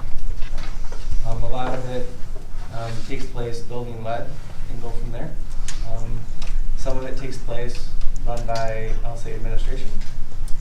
As an example, tomorrow morning we have 2 hours of professional development with our staff that I would say I lead. So welcome back, right? We talk about, you know, we celebrate the good things that are going on and things like that. Most of the professional development are things that we've been working on for years. I think the main concern, I'll say, in regards to the questions about professional development have to do with our DEIB work. And so I'm not going to sugarcoat it by saying everything's important and this is just part of it. I'm just going to focus on the DEIB. So if there are other questions about different professional development, please let me know. But I think the main question is about diversity, equity, inclusion, and belonging. To give you some context, we've had a lot of conversations as a team regarding what this work looks like for our district. Knowing that there are some, it's an important topic for all of us, but we also don't feel that we're doing this just to do it. It's not a initiative to say, let's do this so that we want to go through and be the only district that does this or something like that. We feel like there is a population of students. I know we've heard from several students in past board meetings. We've heard from a parent of somebody that had students in the district. We've heard from parents that have students in the district that don't want us to do this work. So we've heard from a wide different spectrum. As you know in your emails, I'm sure you get a lot of the same emails I get. There's people passionate on both sides of this issue. I think our main initiative was to say we wanted to have conversations about supporting all of our kids all of the time. And that is not just when we have to do the work because something happened, that we wanted to do the work because we felt it was the right work to do. And that's when having conversations with whether it be staff members, parents. There's no group that we just go to and ask just a certain group of people questions. There is a group that was involved in some of this conversation a year ago, right when we were coming out of COVID. There was a group of parents. There were some parents. There were some teachers, some administrators, some students, and we had some dialogue about what does this look like in Hudsonville, knowing full well that we didn't have there wasn't an objective. I think a lot of people would say to us, "You're moving too slow on this. It takes time to do this work." Our goal was to truly have conversations with our administrative team about what this looks like, and then we wanted to have conversations with our teachers on what it looked like. And then, I'm not going to say that was it, but that was kind of it, right? To say, okay, can we have these conversations? There have been questions about what does this look like when a student is treated differently at school? Why is it not addressed individually? I think if you were to ask every one of our building principals, they'll tell you they do address it. Obviously, I don't hear all of them because I'm not in every building every day. A lot of situations do come to me, whether it be myself or to, I'm going to say Ann or to Melissa when it comes to Title IX situations. Those are situations that are obviously not public and we can't go through and discuss them unless they turn into board hearings, and only those are closed, as the board well knows. Those are protected by FERPA. So we had conversations with our administrative team about doing this work. And so we had met with a consultant, Julie Newman, who you're well aware of. I think everybody here knows the name. And go from there. We had conversations about what this work could look like, knowing full well that we're not here to, I'm going to say, indoctrinate our staff or shame our kids or do any of this work, but to have a broader conversation about all means all. Every kid matters all the time, and can we have conversations about that? So we initially had Julian scheduled a meeting with our administrative team. There was going to meet with all of our staff. And I think we had 4 sessions lined up to meet with our staff. We have since modified our schedule because we want to take a step back, I would say, and process this a little bit deeper as a school, and I'm going to say school community, because we have heard from people on both sides of the spectrum. We want to respect people's opinions going from there. So, so as an example, tomorrow, our building principals will be leading discussions with their staff regarding some of, he's done some short videos for us that we can look at and say, okay, what does this look like? And our staff can then, our building administrators are actually leading that with our staff. And they really, in their conversations, we do this a lot in professional development. We have topics that we discuss. They get in groups, whether it be by grade level in a building, or they sit in groups of people, and then they have conversations. They might talk about, how does it impact them? What do they think about them? What does it look like? And go from there. Please. Quick question about. I had understood that the board was going to receive the video prior to this evening's meeting from Julie Miller. Yeah. So we received the video yesterday, and we have made request for modifications of the video in order to show it. So we're not there yet. Okay, so it won't be shown tomorrow? Well, we think it will be, and I should be able to share it with the board tonight.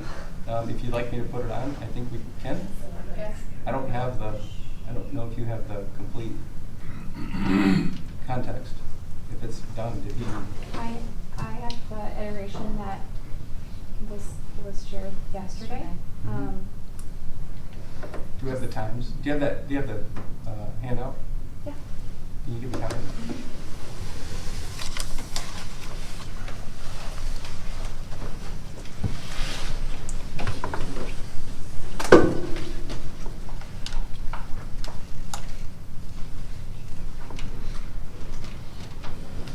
Well, she's handing that out.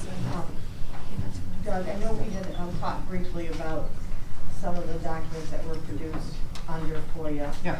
And I know you had clarified for me, and I think it might be helpful to clarify for the board and those who are concerned that the so-called list made was sort of like what we used to call popcorn prayer. You open up the floor and somebody says, what are some things that you think we need to work on? And that's how the list was compiled. I've got to be honest that I've not heard of popcorn prayer. But that's okay. 1970s term, thank you. It's okay. Thank So you. I will tell you that when we met with our, there were parents, administrators, teachers, students, I think I said administrators already, in the room.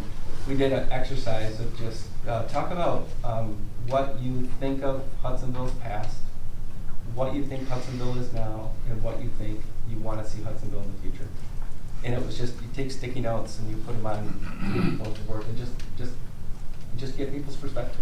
We do that a lot when we have, like I know with all of our focus groups with our strategic planning, we did similar activities when you do talk about what you like about Hudsonville, talk about what you don't like. And it doesn't mean everybody agrees with anything. It's just you can say whatever you want, and people put up. So I can't tell you if somebody made a comment about democracy or patriotism, I think is the word. I don't know if a couple students put that on there. I don't know if a teacher put that on there. I don't know if a parent put that on there. I don't know. It was just some of the words that came up.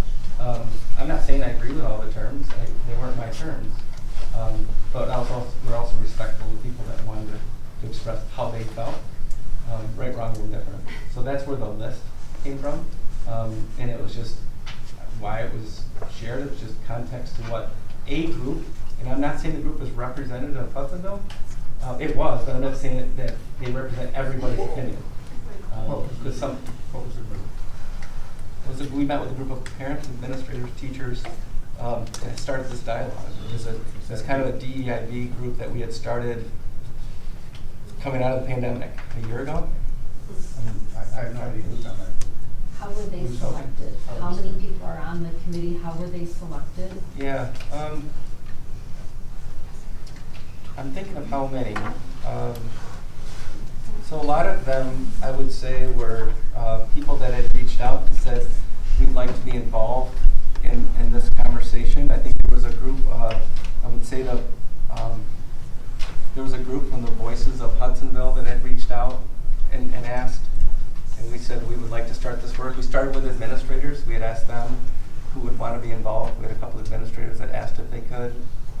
We had asked some students if they would be involved. There were some younger kids and some student council kids that we asked if they would be involved. And then just some parents that had reached out and said they would be. With this being such an important initiative for our district, I am concerned that I didn't even know about this DIB committee until I'm presented with emails from a FOIA request. That bothers me. I don't know who's on the committee. I don't know how long you've been meeting. I don't know what the goals are. I feel like I don't know what's going on.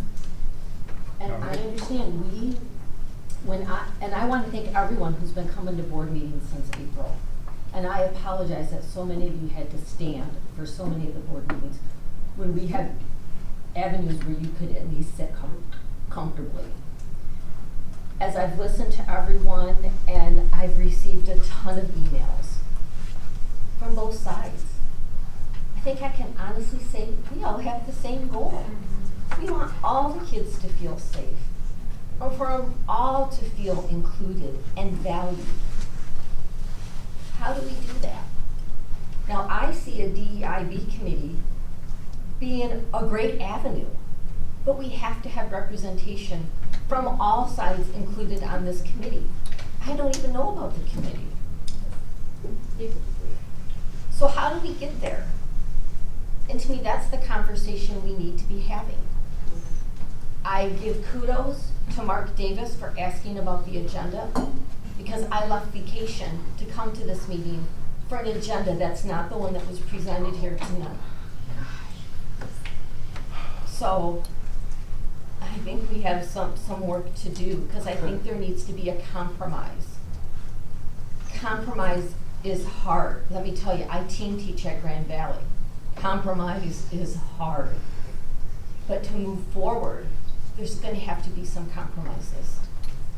Because I really, truly think we all have the same goal. But again, it's how do we get there? There's no greater concern for me right now than transparency.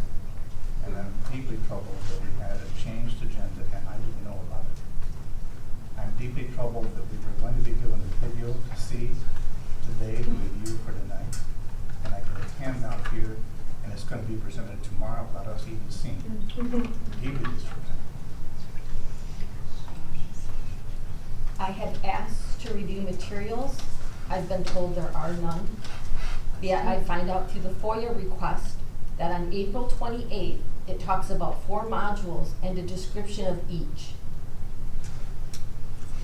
I have not seen them, and I've asked for materials. And I'm sure that Julian does a lot of storytelling. Well, I do too. I tell a lot of stories in my classroom at Grand Valley, because that's how I get a point across, and the students are more apt to remember it. However, I also have objectives for every lecture that I give. On May 23rd, there's an email asking for the DEIB committee members to help with communication for the June 16th Julian Newman parent meeting. Yet the event was not even posted on our school calendar on the website because I couldn't find it. So how are we communicating it? Why don't we want people there? I don't understand. I don't feel that there's transparency in communication. Community members have questions, yet as a board, we've not been provided the opportunity to respond. We haven't been able to meet with the community. We only know what you are saying here at the meetings. I could go on, but I just feel at this point there has not been transparency and there has not been good communication. Now I'm being asked to review material for professional development, and through the FOIA, I saw an agenda that we're talking about privilege coming up, but yet I don't see any of the materials. So I have noted a common theme from individuals, both presenting here at the board meetings and from a lot of the emails that I'm receiving. I think we have an issue with teachers. And the teachers need to remain politically neutral. I've seen it on both sides. I've had people that say it's teachers need to be politically neutral, and that's where it needs to start. And when they're not, they need to be held accountable. And if we don't start reining in our teachers, this is going to continue, because no child should be bullied and feel unsafe. Thank you. Thank you. Amen. And I haven't even touched on the teacher's wish list for books. Right, Doug, you just talked about during the construction update. I wrote it down because I'm upset about it. We talked about you would not condone language from construction workers that students could overhear. But yet we have, where parents have come up and have read from books about words that we would not condone from the construction workers, yet we have them in our libraries. So, and I'm okay with having a diverse books in the library, but there needs to be a system where students have either a signed permission form that they can check them out. Yes. I don't care if we have a Bible or if we have one on gender identity. That's okay, because I think there needs to be inclusive, but there needs to be a process where it's in the media center and kids have permission slips and they can check them out. these individual libraries in the teachers' classrooms, I don't know who's monitoring them, because I'm getting sent too many wish lists where I have too many concerns and I don't know what the process is. So I guess I'm done complaining for the night. I'm just upset because I left vacation and left my family for an agenda that is not presented here tonight. So thank you. And I'm Thank you. concerned that the most powerful group in this district right now is the DEIB committee. They are turning the head of the district, and the rest of us are watching it happen. I just want to be a part of the process, and I'm not. I don't know what's going on, I can't get information, and I'm not going to put up with it.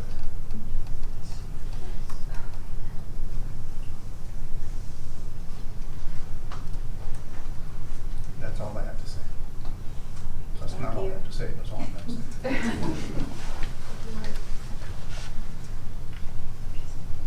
So Doug, I agree that we got opportunities around transparency. What I'm looking at here, I have no concern about this. Actually, I would like to have the videos and be able to see the videos, but at least the content I'm seeing here, it does not appear divisive. It appears to be good content, and I don't know why we would have any concerns being transparent about this. I think there's probably a lot of good intentions, a lot of good efforts that went into developing this. It's probably great content. I think we'd all like to see the videos and be able to, evaluate that on its merit. But I think the concerns we've heard around segregation of our kids, that's not what anybody's trying to do. Nobody's trying to divide kids by, color of their skin or create those divisive feelings. And that's not what any of this content does. I think to the degree that it's about equipping our teachers to make schools safe places, I think 100% of the community is behind that, and I think that's what it is. And I think transparency around the content will help people understand what we're trying to equip teachers with. And so to the degree that we can, going forward, we put the content out there, put the videos out there. I understand that there might, we might need copyright permissions or whatever it is around some of that stuff, but I think that should be our expectation. The standard that we hold ourselves to is to get whatever permissions we need to be able to be transparent with this type of content. I'm sure those on the DEIB committee are incredibly well intentioned and want the best for our kids. And do we have opportunities to be more inclusive in that community?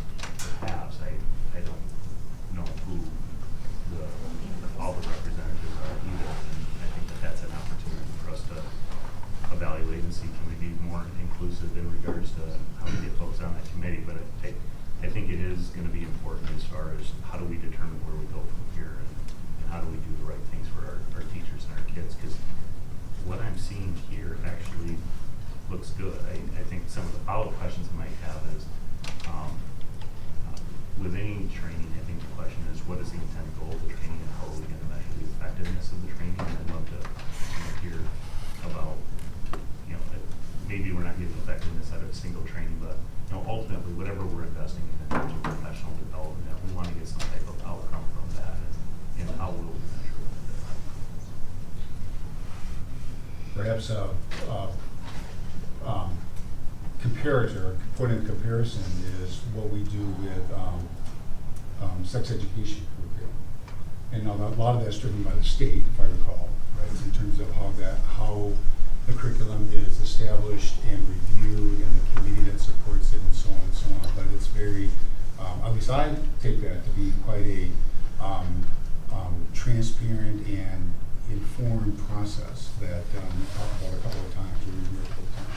And so I was thinking about that the other day. Maybe that is a good way to structure what we're doing. I mean, again, that's we know the committee, we know what's going on and so forth. Again, a topic that is obviously potentially a sensitive topic, a topic that is parents want to understand and know about. So that may give us a way forward in terms of something to compare to and establish around it as we think about how to move forward. What disappoints me is I look at the diversity, equity, inclusion, and for 36 years as a teacher, every one of those was true of my classroom. And I believe the teachers at Park Elementary, I can't say about the other teachers. It was just what we did. I mean, it doesn't make any sense. I probably only had 3 black students in my 35 years at Park, but they were not treated any differently than what the white students. I had both of my children in my class, and I had to make sure that I didn't treat them unfairly because they would think that I was favoring them. I mean, this seems so common sense that I can't believe that this is a big issue. Now with books, if there are books in the library, that shouldn't be there. And our teachers have opinions, politically, religiously, and I gotta tell you, I read a Bible story for 35 years at Park in the morning. 3 times I was told to stop because of a parent complaint. Now, if the teacher next to me was reading from the Quran, I would have been the first one to complain. We don't have that right in a public school. And our principal's got to make sure that these things are listened to and followed through.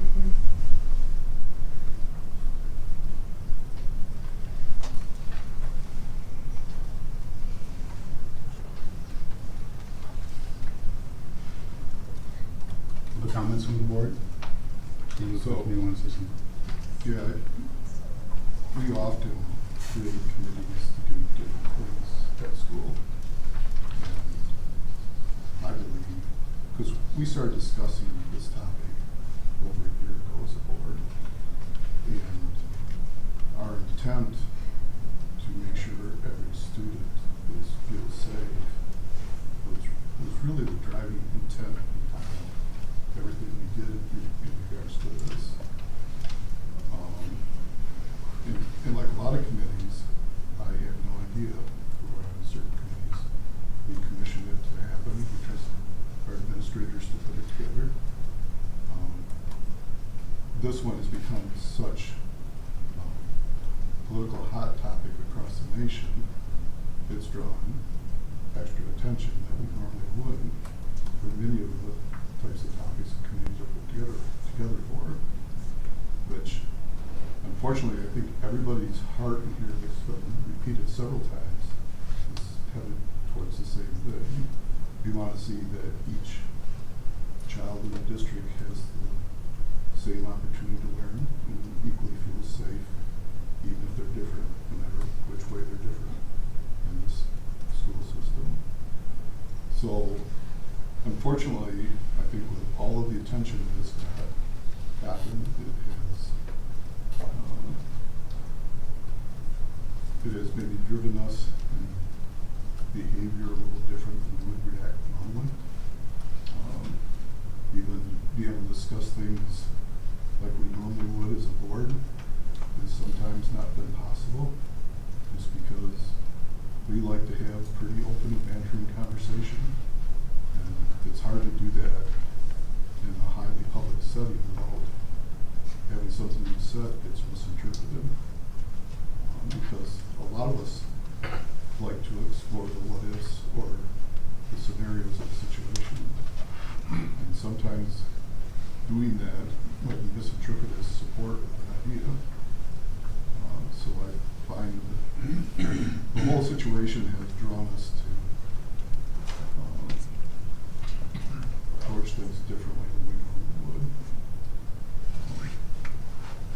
To me, right now, it's our responsibility to step back and find ways to help people understand what we're talking about, ways we can debate our differences and come to conclusions like we always have. It's just difficult in our current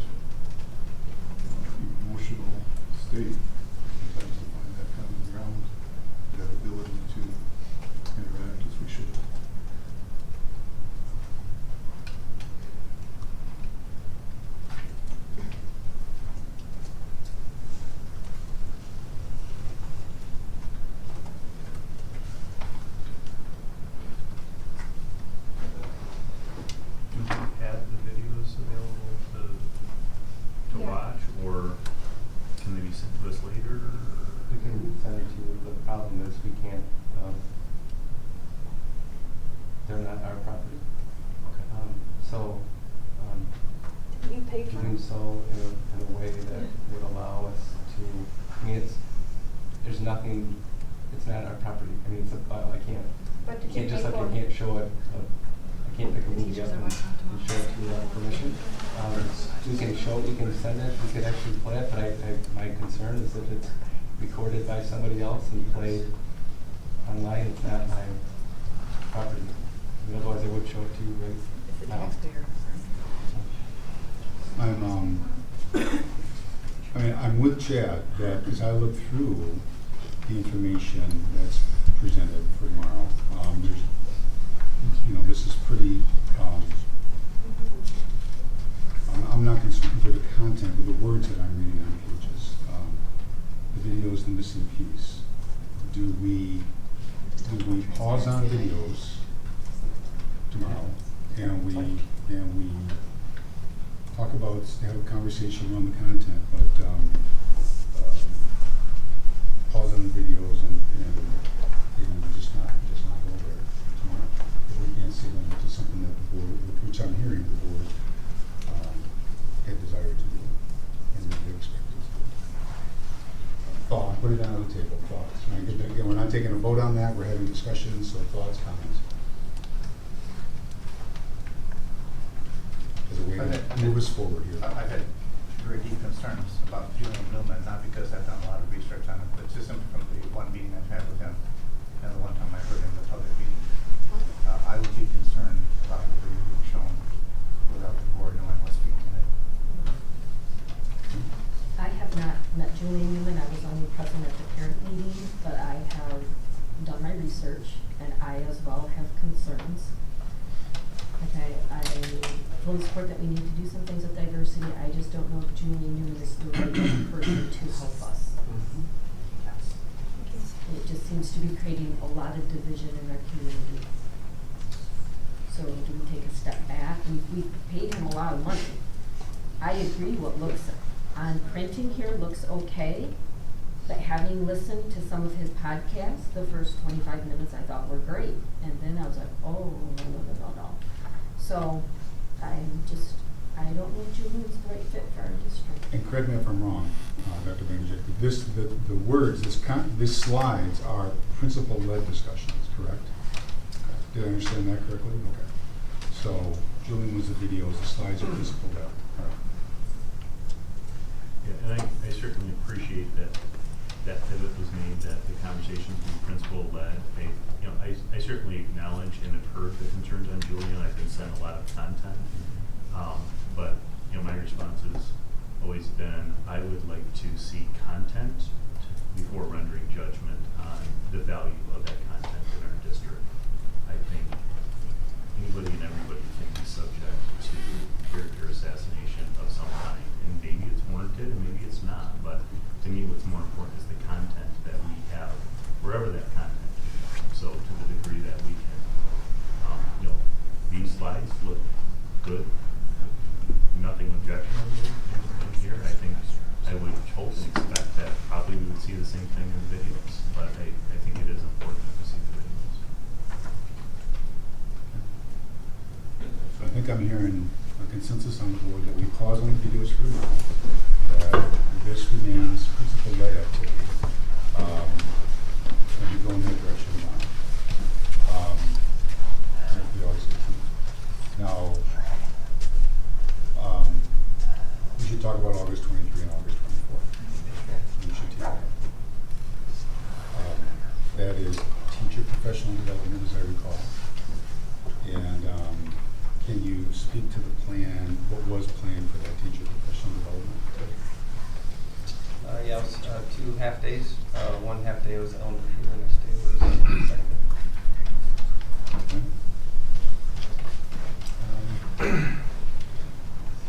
Similar content. I gave this first series of professional development that was video led, really focused on really all students and how to bridge the relationship for all the 7 L's. Don't love, listen, lament, learn, lead, lean, and live. And then additional professional development in that next half-day session was continuing conversations about polarizing conversations, about how to navigate polarizing conversations, whether it be with 2 students, 2 staff members. Sometimes students get in arguments, sometimes students treat each other differently, and how do we navigate polarizing conversations? How do you meet above the problem instead of trying to convince somebody to be, and that was a lot of it was tomorrow too, instead of convincing somebody to join your team, how do you recognize that you have differences? Kind of an analogy that was used was you might be a Democrat, your sister might be a Republican. How do you figure out how to navigate Thanksgiving dinner? Right? And not talk about politics, but to not try to have somebody join your side, but whatever your position is, to not try to get somebody to join your position, but respect your position enough to still have dialogue. So is that Doug, is that different from what, through the FOIA request and the email that was provided to us, we have on August 24th and 25th, it's on privilege? That's correct. For 2 hours, so is that? We've made a lot of changes to what was planned. So I think, again, kind of following the discussion of transparency, of board insight, board awareness of content, of transparency and so forth, prior to that 23rd, 24th, which is next week. You want to say Thursday? Got that right? The board should see that content, should have a chance to weigh in on it. And I do agree with Steve Bauerman that we assign a lot of committees to cover a lot of different things in the district, because for us to manage all of it would be, an administrative team to manage all of it would be impractical. Plus, it's a way to involve the community in those discussions. But this one has risen up because of a number of factors to the board level, and it's in our discussion by the board and review by the board is pertinent and timely. Prior to the 23rd, 24th. I'm sorry, I want to be crystal clear that DEIB committee they have not made these decisions about professional development and Julie Newman and hiring him or anything. He's not been involved with that committee. He's not met with that committee. We met as a group. His name did come up as a recommendation from somebody in a couple different circles, but he hasn't met with that group. Yeah, and I'm kind of moving away not moving away, but talking about the broader topic. Wait, did he meet? Yes, with that he group? did. I have the email right here. I wasn't asking whoever said that, but did he? I don't remember Join as who an that was. introduction. You what? He did provide an introduction, and it's a meeting where we had kind of just talked about exploring possibilities, and he provided an introduction, and we. So he did meet with that committee at some point? Okay. Correct. You know when that was? I'm sorry. I don't remember the date. That's fine. So as people have been coming to the board meeting since April, as such a hot topic, it just seems like the board would have more information on what is going on, because this is a hot topic and people have been coming since April, and we are getting so many emails. And it's difficult to, well, as you know, I just acknowledge it, I just I've read it, because I honestly don't have any information to share, because I'm not being provided with any information. I just feel there is a huge transparency and communication issue right now. An initiative that is so important to our district, and I believe is needed. But I think there needs to be some compromise along the way, and I just, again, I don't know if Julie and you might be wonderful. I just don't know, because there's such division right now, if it's right for us. Well, I can assure you there's been compromise, otherwise our plan would have been the same for topics and dates and times and so forth. But we haven't been shared any of that, Doug. We don't know what the plan was. We don't know how it's been changed. I've asked you for content, and to find out in April there's 4 modules with descriptions. Share them. I just want information. I just want to know. People just want information. We're all here for the same reason, and I think probably most of us would probably approve with what's being shared.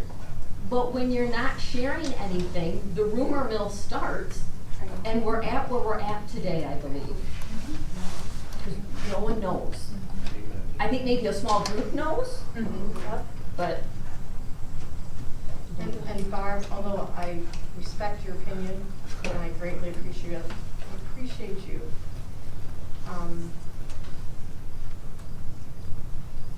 from past experience on this board, as well as in the profession that I'm in, sometimes providing people with what are true information and facts, especially in this day and age, A, is never enough, and B, is twisted.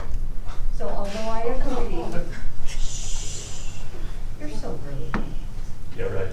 Although I agree that we could have handled this better, I also know we are not the only school this is happening to. And I also know that some of it is fed by organizations who don't really have the truth. And so trying to bring ourselves above this, I think we all need to take a step back, myself included. But what I said the last time we met still stands. I'm very hurt by my community, very hurt. So what I hear is, again, as a way forward, we are going to, again, discussion. So board, check me, comment, board, if I get something wrong. What I hear as a way forward is the session tomorrow will not include information, the videos from Julian Newman. The August 23, 24, 2.5-day sessions, we need to review content around that and get alignment and understanding and alignment around that. We need to understand, again, and the sex ed committee comes to mind, not because sex comes to mind, as a model for perhaps, given Steve's point, Steve Armour's point, that it's, and many of us have said the same thing, it's risen to a different level for a number of reasons. Perhaps there's a model there that we can follow that provides the transparency, communication, and so forth as we go forward, which would be healthy for the district, healthy for our parents, promote the type of discussion that we want to have in achieving that goal of supporting all kids all the time, that we all share, right? That we all share. I don't think anybody disagrees with that. So, and so we'll have to talk about how we practically structure that. And I know that we're sitting up here going, oh yeah, do A, B, C, and D. So we ask for a little bit of grace and patience from our community as we think through this just a little bit and how we structure things going forward. You're not, okay, I see, nope, you're not patient, I got it. But give us a little, we're all learning here too. So, so I'm not talking about another 5 months, I'm talking about, days here, okay, or a week or something, as we structure this going forward and figure out how we get our arms around this. So we have some tangible items that we'll move forward with in the upcoming sessions, and then perhaps a model that we could talk about relative to our approach to supporting all kids all the time as our objective, as our goal going forward. Again, I'll put that on the table for discussion and debate by the board as a way to move forward here. That sounds fine. I looked at just one more word, Yes, not please. necessarily the last Yeah. word. I'm not questioning the administration's intentions in doing the right things for all of our students. I'm just pointing out there are 5 hot buttons right now. One of them is Julian Newman. And I hate to see the welfare of the district and the benefit of this program risked for a personality who's not even an employee of the district. The other 4 points are diversity, equity, inclusion, and belonging. All are fine words, but they're lightning rods. The words have been poisoned. And in the marvelous breadth of the English language, we should be able to come up with some phrases or words that say what we're trying to do without using words that create conflict and lightning. Good. I agree with Mark. Other comments, thoughts by the board? We do have to go into closed session. We do have a legal matter with building contracts we need to cover. But I don't want to hinder other comments from the board. Yes, I'm sorry. So Ken, I think your analogy of the sex ed advisory board and that process that we follow with Lisa is a good one in that it's been an ongoing debate, transparent content, the ability for dialogue around that content. And frankly, it was content as well that was divisive even amongst the board. There was not certainly unanimity in how we felt about what ultimately came out of that. And that's okay. That's the part of the debate, and I think that's good. You know, with all the comments, the hundreds of comments and the hundreds of letters, you know, two reflections. One, Mark, on your reflection on DEIB and the words being divisive and that the well's been poisoned. I agree with that. And I think that we have incredibly well-intentioned folks who have their kids' best interest at heart. But I think on occasion we've received a letter or a comment or a phone call that was not well-intentioned and came from a place of mistrust, misinformation, and frankly an intent to stir the pot. And I think that that's been a problem. But to the degree that folks are asking for transparency, they're right. I think we ought to be transparent with this. Now the other side of it is, I think, through the comments in the letters, I've become more emboldened than ever based on the comments I've heard from some parents, some students. I mean, the student letter I got via email the other day, like, really moved me in terms of this individual's experience and a very difficult experience in our district. And we have kids who are hurting, and we owe it to those kids to make it a safe environment and make sure that we have environments that when kids are hurting, they have a place to be heard and a place to be cared for, and somebody who cares about them is going to do the right thing. And I know that that's everybody's intention, and I applaud us for our willingness to take on this work and do the right thing. I think to the degree that we can slow down a little bit so we can speed up and accelerate through it. I haven't wavered in my commitment to do the work, but I think to the degree that we can make sure that we're doing it thoughtfully and being transparent as we're going, I think we have to do this work because we have to support these kids, because there's a lot of kids hurting, and these stories just break your heart to see. Yeah, again, you know, the phrase, support all kids all the time. Again, that's what we all strive for. And so we don't change the goal, we don't move from that goal. We change our approach, we change our tactics a little bit in order to achieve that goal, support all kids all the time, which we all should. So we take a step back, we go, and I love the way you just put that. We take a step back to go, okay, let's assess so that we can move forward perhaps even more quickly and get to that goal and make sure we don't get emails like that. We have a young person again in the future where I don't know, I don't feel this way, I don't know where to go, I don't know what to do. So, well said, Chip. Thank you. Other comments from the board? Okay. I don't want to, Dr. Vanderjack, if you have further comments or anything, obviously we'll have further discussion. Is there anything you want to, this portion of it, any final comment other than, I'm sorry. Then we have to go into closed session on another matter. So any final comment on this? Okay. All right. Thank you for coming, sharing your opinions, sharing your thoughts, sharing your perspectives. Again, we're on a journey. We're all on this journey. We're all striving to get there, and we will. Because we want to, yes, Chad. Before we go into closed session, can we do a quick roundtable or at least talk Absolutely. about the topic? Yeah, absolutely. If it hasn't been lightning rod enough, I do think we got to talk about masks for just a second. Okay. Would you like to tee it up, Chad? Probably going to piss off a lot of people right now, but I'm not going to presume to make a recommendation that we should or shouldn't change our policy at the moment, but I just want to provide the context of, you know, you own an umbrella and a raincoat for a particular time. And today was not the day that you get out the umbrella or you wear the raincoat, because it was a beautiful day out there. But there's different days and different times where you assess the risk factors, and you do use an umbrella, you do use a raincoat. And I can tell you right now, the risk is rising, and it's going up. I don't presume to be the expert, but I work with some of the best, smartest experts in West Michigan, and I can tell you the risk is going up, and I think we ought to at least know what our trigger point will be. Where is it the light rain, a moderate rain, or is it a downpour where you ought to have the umbrella out that particular day? Our community, the risk has been rising. We have jumped up multiple levels to substantial risk in our region, and if the transmission virus reaches a certain threshold, I think masks are incredibly appropriate and ought to be worn by everybody. And if it takes a mandate to make everybody wear a mask when the risk is at the highest level, I think we ought to be comfortable doing that.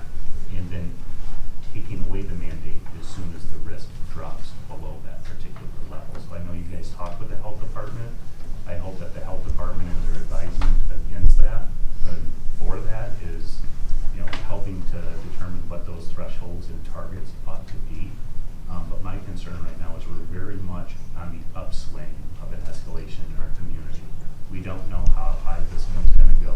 The Delta variant, very transmissible. The Lambda variant has been identified in the country now, and that one's considered even riskier. And I think we just have to pay attention to the data and let the data drive decisions as opposed to letting emotions drive those types of decisions. So I guess I just want to make sure that you know from my perspective, as risk goes up, once it reaches a certain level, I fully support us having masks in school. I don't know what that level is. I think with the health department and the other experts, we have to know what that level is. And as an executive with Spectrum Health, you're seeing that data on a real time, every day basis for some context for the audience. So yeah.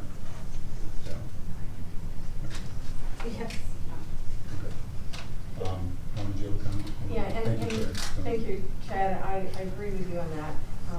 And just in case in point, I understand people want their own independent freedom. Believe me, my family has been torn apart on various levels.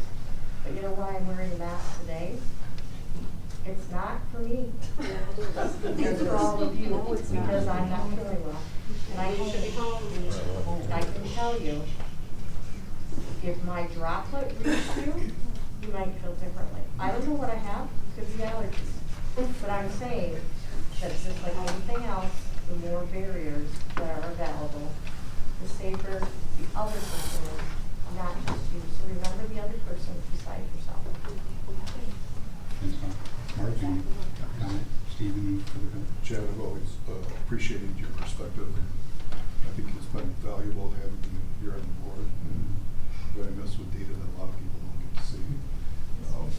And I would agree with your perspective. And I guess from my point of view, I trust that when we get to that point, the Ottawa County Health Department will come to the same consensus.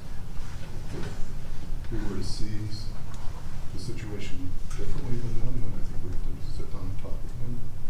But for now, I do trust their recommendation. Larry? I'm good. Barb, any final comment? I agree with Steve and Chad. Okay, with that, we need to go into closed session, so again, we have some matters you're welcome to stay until the end of the discussion. I would, 15, 20 minutes would be my guess. Welcome to stay here and wait until afterwards, until we'll come back and there's no more agenda items, and then we'll adjourn at that point. We have a motion, please, and a second to go into closed session. Motion by Chair Tullis, support by Donna Stevens. Roll call. Yes. Yes? Yes. Yes. Yes. Okay, we are in closed session. The board will move to a separate room across, and then we'll come back and we'll finish with our closed session.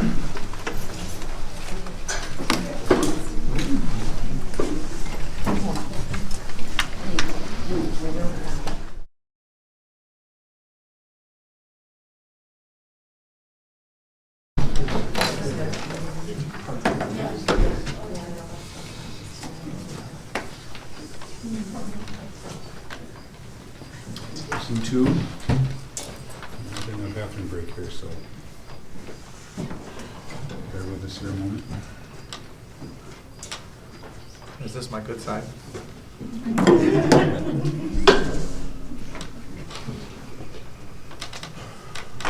Say something appropriate. My God.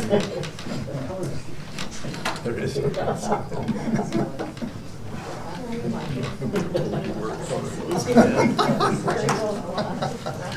You can't see the position.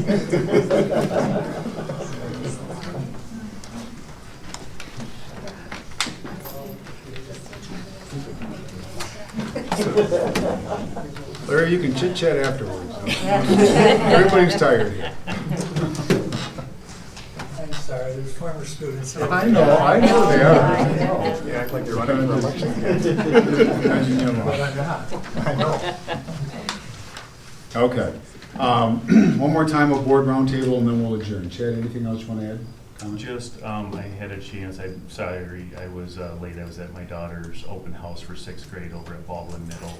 Just appreciation for the staff. It is exciting to get back into school. I know we're looking forward to as normal of a year as we can possibly have. I know a ton of work goes into that with all the staff and just a lot of excitement from the staff and the administration over there, and just really appreciate all the efforts to help get us ready for school this year. Huh? Good. Mark? All set, thanks. Steve? Good. I walked through Park's open house on the way here, and I asked a couple of the parents, I said, what'd they do, move the Hudsonville Fair to Park Elementary? Because there were cars all over the place. Good to see them. Yeah. Art? I'm good. Okay, with that, can I have a motion and second to adjourn, please? So moved. Motion by Chad, support from Larry, I think I heard. All in favor say yes? Yes. Opposed, no. We're adjourned. Thank you, everyone. Yes.